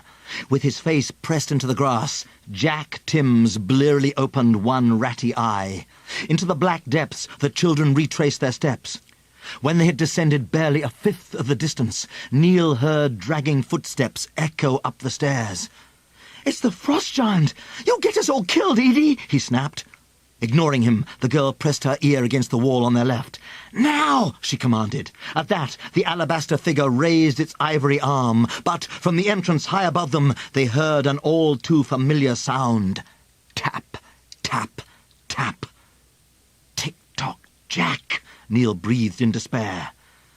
"Does you hear me down there?" That gargling voice came threatening. "Old Tick-tock's hot on your track. He's got bruises to repay, and he'll do it all right." Glancing nervously up the twisting stairs, Edie gave the statue a desperate pat, and the ivory fist came crashing into the wall. Into the cracked rock the sculpture's fingers went, gouging, tearing aside the chunks of wall. "Quicker!" Edie urged. The frost giant's howls ricocheted around the coiling walls. "We're stuck between a killer up there and a devil underneath," Neil mumbled fitfully. The ivory fist suddenly struck an expanse of metal. Squaring itself, the statue drove blow after blow into it, the exquisitely modelled knuckles chipping as the punches became more violent. There came a loud, rending snap, and part of the wide-ribbed plate jutted loose, and into that buckled metal the arm reached. The remaining fingers closed tightly over the iron seams to pull with monumental force until a large hole had been prized open. Down the steps, Tick-Tock Jack came rushing, ramming the tormentor into the alabaster sculpture's side. A bleak cry rang from Edie's mouth as the great glimmering figure fell onto the stone stairs and smashed. Then Jack Timms turned his murderous attention upon the children. "Not so brave now, is we?" he slurred, those bloodshot rodent's eyes twinkling with menace. Edie clambered through the hole. Seizing Josh in his dirty mitts, Tick-Tock shook him brutally. "The little witch can scarper if she wants. There's plenty of learning I can give to you." Squealing, Josh saw the tormentor rise above his head, but before it could strike, a streak of milky stone went crunching against the foul man's temple, and the infant was dropped from those fat fingers as Tick-Tock staggered into the wall. Breathing hard, Neil lifted the chunk of alabaster he had plucked from the stairs and prepared to hit the warder a second time. But, whisking through the air, the tormentor smacked the stone from the boy's fingers, and Neil howled at the pain. Suddenly, a ferocious din blasted up from the depths as the possessed Brian Chapman shrieked in fury. "What were that?" Jack Timms muttered, glowering down the dark passage. Through the twisting tunnel, flurries of ice crystals blew into the bitter air. "That's something even you can't fight against," Neil cried hoarsely. With that, he wriggled clear and flung himself towards the opening, pushing Josh through the jagged hole before him. Neil and Josh fell into a dimly lit space. "Took your time," Edie chided them. A wide tunnel arched high over them, stretching in either direction. At regular intervals, electric lamps shone in the sooty shadows. "We're in the underground," Neil breathed. A cursing voice broke into his amazement as Jack Timms came squeezing through the opening. "Didn't Jack say there was no escaping him?" his wheezing voice called. Neil leapt to his feet and scooped his brother up in his arms. "This way!" Edie cried, plunging alongside the tunnel wall. With a string of oaths, Tick-Tock Jack plunged down onto the track behind them. A blast of glacial breath erupted from the opening as the possessed caretaker stampeded up the stairway and on into the Wyrd Museum. In a desperate attempt to elude the murderous warder, Neil jumped across the rails, but the tormentor came lashing against the backs of his legs. With a howl, Neil went tumbling headlong over the rails, and Josh flew from his arms. Onto the hard concrete that lay in the centre of the track, the boys fell, cracking their knees and elbows, while Jack Timms came striding over them, snickering vilely. "No!" Edie yelled, rushing at him, but snarling, the warder shrugged her off and swung his tormentor to bring it thrashing down upon Neil's head. Suddenly, a train came hurtling along the track. Realizing the danger, Jack Timms sprang to safety, but his barbaric, bullying cane was in the path of that speeding engine. Cannoning into it, his burly figure was levered back and sent crashing into the carriages. With a crunch of shattering bone, Tick-Tock Jack hit the opposite track, and the yowl that gargled from his raw mouth was a sound that Neil would never forget. The train thundered on through the tunnel, but the sound did not fade. Neil turned to see a second engine come racing the other way, along the track where he and Josh were crouched. Yelling for his life, Neil bolted from inside those deadly lines, hoisting his brother after him. Stuck on the rails, Tick-Tock screeched for help. "Get me off of this!" his high, petrified voice pleaded. "You can't let me die!" At that moment, the train came bursting through the dark, and Jack Timms thought he saw in the driver's window an elderly, gaunt-faced woman. A solemn smile was traced over her thin lips, and she looked him full in the eyes before the engine rode over his head. Only when nothing more could be heard did Neil and the others stir. "This way," Edie said, and in silence they resumed the journey down the tunnel. Some way in front, a long platform curved into view, and the children hastened toward it. "6:15 in the morning," Neil murmured. "We've been up all night." Traipsing to the nearest row of seats, he sat Josh down and threw himself beside him. "Don't stop," Edie ordered. Supporting his head in his hands, Neil groaned. "I'm not going back to that museum." It was then that they heard a shuffling footstep, and an elderly woman came shambling over the platform. "I never did," her warm, sweet voice proclaimed. "Just look at the pair of you. Neil, how are you, love? And if this isn't little Edie Dawkins." The children stared, dumbfounded. The old woman's green eyes sparkled, and she reached inside her shopping bag and brought out a piece of pale blue fabric tied around by a lock of corn-coloured hair. "Well," she said, passing it to Neil, "you've got to get a move on, ain't you?" Taking the scrap of cloth from her, Neil handed the binding curl to Edie, who took it in trembling fingers, recognizing it at once. There, in a wavering script, was the day's date, exact time, even the place, Bethnal Green Underground Station. He read, "To Neil Chapman. The doom of the world is hanging by the slenderest of threads. I always wanted to say that, but Ursula beat me to it every time. This is very naughty, but Edward made me do it. He said if I knew, then I should tell. Not supposed to do any knitting on my own, but I can't help it if Veronica casts on for me. If you don't go back into the museum, then chaos and darkness will reign, and it will be too terrible. Edith really does need you. She can't do it by herself. Your presence is vital to the destiny of everything. Good luck, dear, to both of you. Celandine." Neil looked up. "Where did you get this?" he asked. The elderly messenger gave him a gentle smile. Then, out of the shopping bag, she brought a teddy bear. "Ted!" Neil gasped, reaching out to the toy that had once accompanied him back to the Second World War. Within the sheepskin, the soul of the American airman, Angelo Signorelli, had been imprisoned. Together they had defeated Belial, the demon that had escaped from the separate collection. "Over 50 years I've waited for that boy my dad found in the bomb site to return," the old woman remarked. At last Neil knew her. "Jean Evans," he breathed. The older version of the lovely woman, whom Neil and Ted had journeyed into the past to save, grinned back at him. "If you don't go back to that museum, then, you'll die, Neil. We all will." "What else can I do?" Neil announced with fresh determination. The children mounted the steps. Outside, the winter which raged about the Wyrd Museum had spread to the whole of the East End. The roads were submerged beneath frozen dunes, and the howl of the abrasive gale was the only sound. The elderly woman took the toddler's hand in hers. "Josh'll be safe with me," she promised.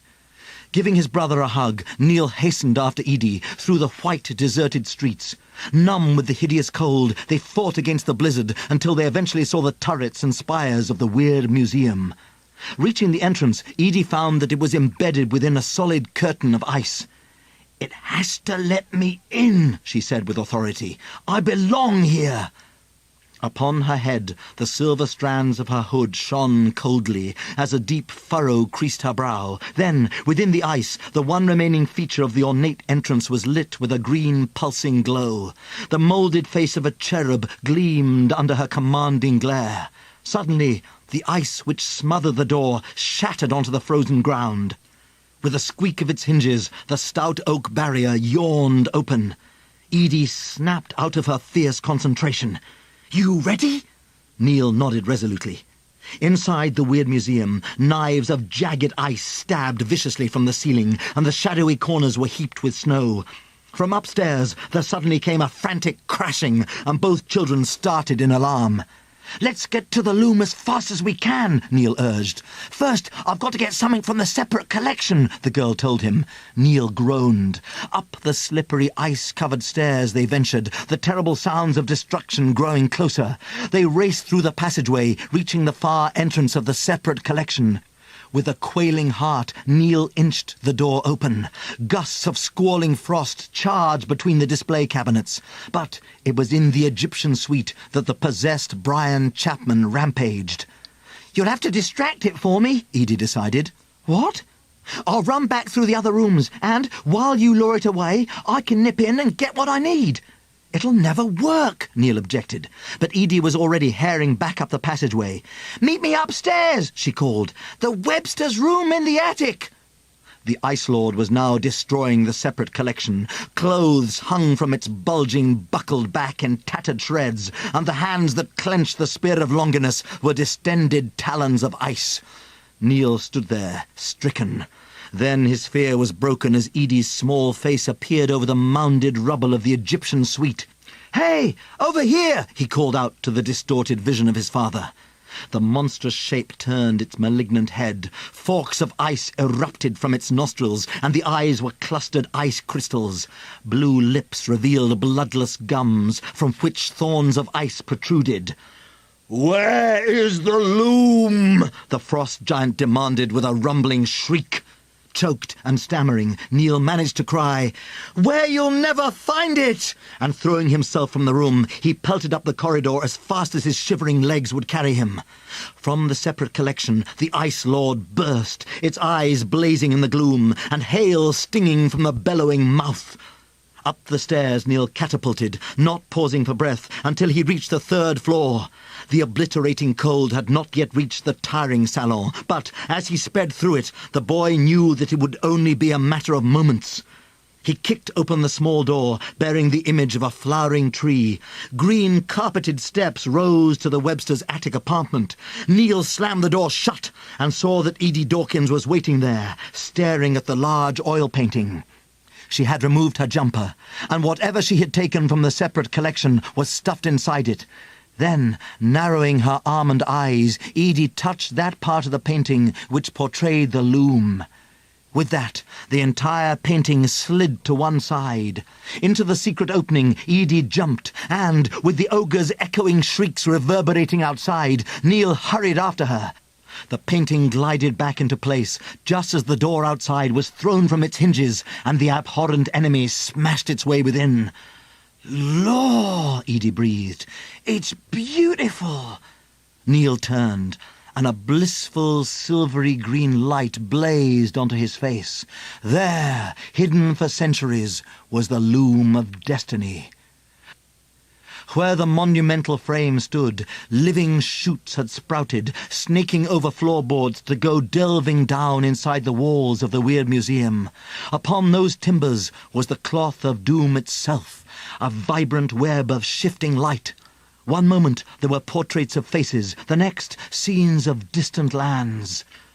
"All those years Ursula lied," Edie whispered. "She told Celandine and Veronica the loom had broke, when really she brought it here to work at in secret." Then Edie lifted her face up to where an arch of carved decoration linked the loom's 2 supporting columns. In the middle, the central figure was stirring, and she clapped her hands. With an agitated splintering of wood, the pedagogus worked itself free and landed with a slap of its claws at Edie's feet. "Gogus!" it barked, executing a low bow before her. Suddenly, with a hideous rending tear, the spear of Longinus came stabbing through the oil painting, and the monstrous deformity of Neil's father pushed its way into that secret room. Shrieking with blaspheming laughter, the frost giant surged forward, the spear raised. Edie rushed in front of the loom to protect it, but the Ice Lord knocked her aside. A searing flash of silver light blasted out across the attic, as into the cloth of doom the spear went tearing. Emerald flames roared fiercely, and in their devouring heats the tapestry was utterly consumed. Bellowing, the monstrous figure gouged deep wounds into the loom's living wood, and into that bleeding mutilation it breathed its glacial breath. With a ruinous crash, the loom's mighty timbers split asunder. "The age of darkness and despair hath come at last," the discordant voice exulted. Snatching up her bulging jumper, Edie clutched Gogus by its claws and turned a resolute face upon Neil. "We got to get out in the open!" Through the snow-lashed attic they ran, to where a ladder reached up into the empty turret. "Get up there," Edie ordered, "and climb out onto the roof." "Oi!" she yelled at the Ice Lord. "You think you've got rid of every drop of sap what flowed through the world tree? Well, you ain't." "Thou liest!" the frost giant roared. The girl tossed her head and laughed. "You forgot about the pedagogus, didn't you? He were made from that same bit of Yggdrasil, and in his veins the sap still runs." An ear-splitting shriek blared from the ogre's dark throat as it leapt forward, spitting icy death. "Come on, you dirty old snowman!" Edie called impudently and scurried up the ladder. In the turret, Neil kicked the wooden shutters which hemmed him in and crawled through the opening. Wagging its head, Gogger swung through after. The ogre seized hold of the rungs and began to clamber after Edie. "Hoped you would," the girl mumbled under her breath as she reached the top and scrambled outside. Bethnal Green had disappeared. In every direction, all they could see was a desolate winter landscape, and overhead absolute night lowered. "What's happened to everything?" Neil cried. The girl smiled gravely. "It ain't gone nowhere. It's us what's moved. The whole museum's been shifted, slap bang in the middle of the Ice Lord's territory." A baying shout issued up out of the turret, and up the tiled slope of the gabled roof the children clambered, Goggus bounding before them. Behind there came a fearsome splitting as the turret burst open, and out of the attic the Ice Lord came, and a reviling laugh was hurled up into the gale. "So shalt the world be ours," it gloated. In the distance the frost giants answered the booming shrieks of their creature upon the top of the Wyrd Museum. "Not far now," Edie yelled, herring towards the tallest of the chimney stacks. Ever upwards that towering pillar of brick seemed to rise, a sun-shaped weather vane threatening to puncture the underbelly of the grim darkness. Reaching it, Edie tied the empty sleeves of her bulging jumper around a jutting post and glared out into the night. In that horrible emptiness, indistinct, monstrous shapes were moving. "Not much time," she breathed. Dragging the pixie hood from her head, the girl rapidly started to unravel the glittering green and silver stitches. Trumpeting challenges now filled the plucking gale, and Neil Chapman shivered uncontrollably as he joined Edie and Goggus. Glancing back, the boy saw the distorted apparition of his possessed father lumbering towards them. "What are you doing?" Neil demanded, mystified by Edie's actions. "It'll be here any minute."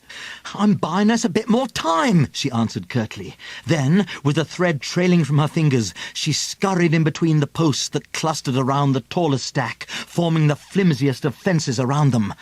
Goggus nodded its eager encouragement. Like the web of some drunken spider, those strands appeared, yet in that chill darkness the net glimmered and sparkled. At that moment, the grotesque figure of the caretaker came crashing towards them.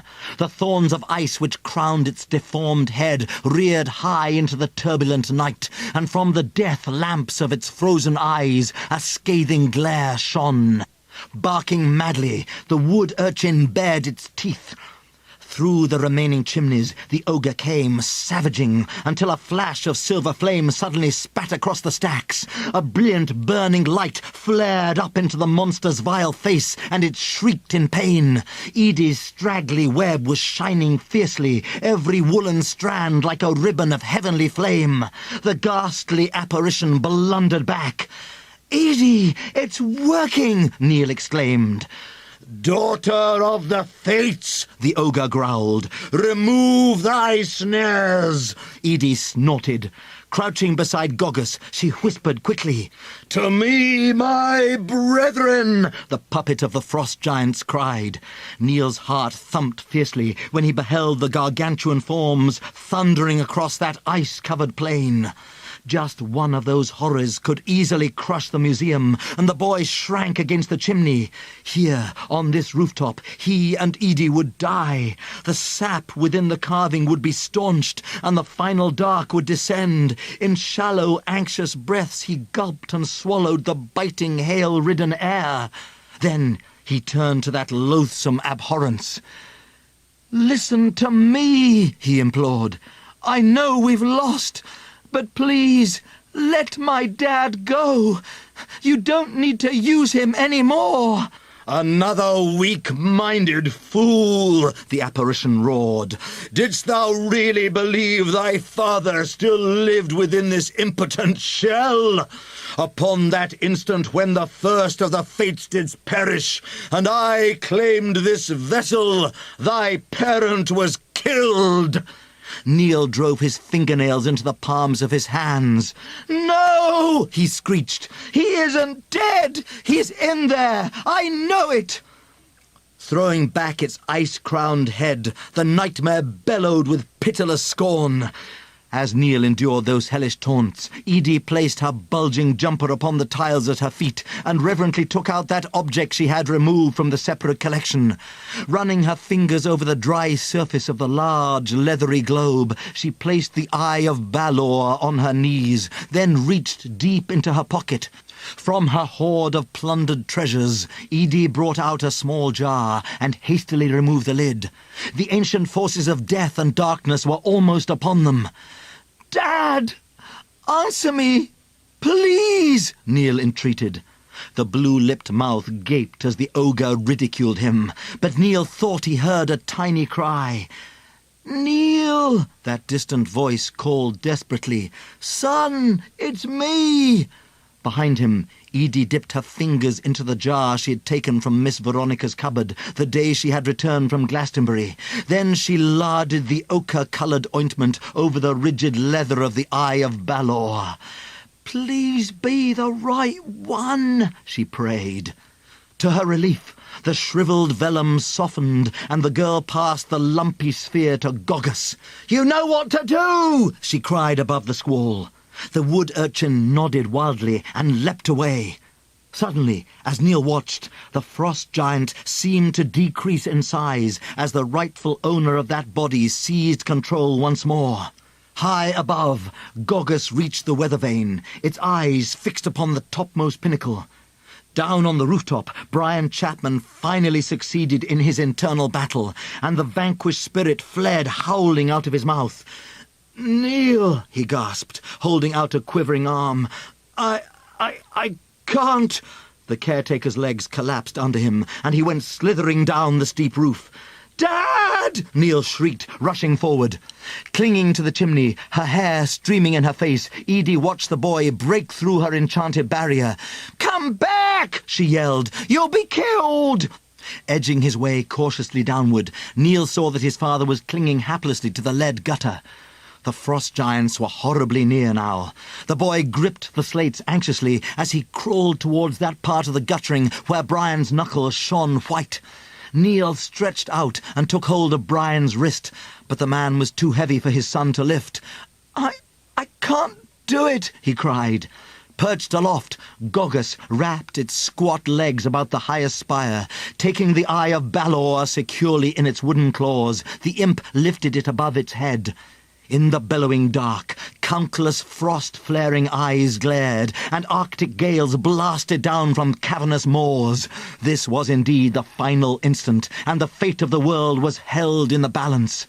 "Gogus!" the imp shrieked into the snatching wind, and with that the pedagogus thrust the Eye of Balor down onto the topmost point, then curled its hooked claws under that fleshy lid which had not been raised for 3,000 years. Down on the roof, Edie Dawkins darted out to help Neil drag his father back from the brink. With the caretaker's arms hoisted about their necks, the children lugged him back to the towering chimney. "Don't look up, whatever you do," Edie told them. A violent tremor shook the roofscape as the full venomous fury of the Lords of the Ice and Dark fell upon the Wyrd Museum. Every window exploded in its frame, and the roof ruptured and split as monstrous forces smote it. The pedagogus yammered and pulled the eyelid open. In the globe's dim depths, the threading vein suddenly shone with a scarlet light as its destroying power was unleashed. The venomous glare blasted a deadly beam of light at the malignant host which assailed the Wyrd Museum. Huddled against the base of the chimney, Neil and his father screwed up their faces. Beside them, Edie Dawkins gazed defiantly out across the roof to witness the final end.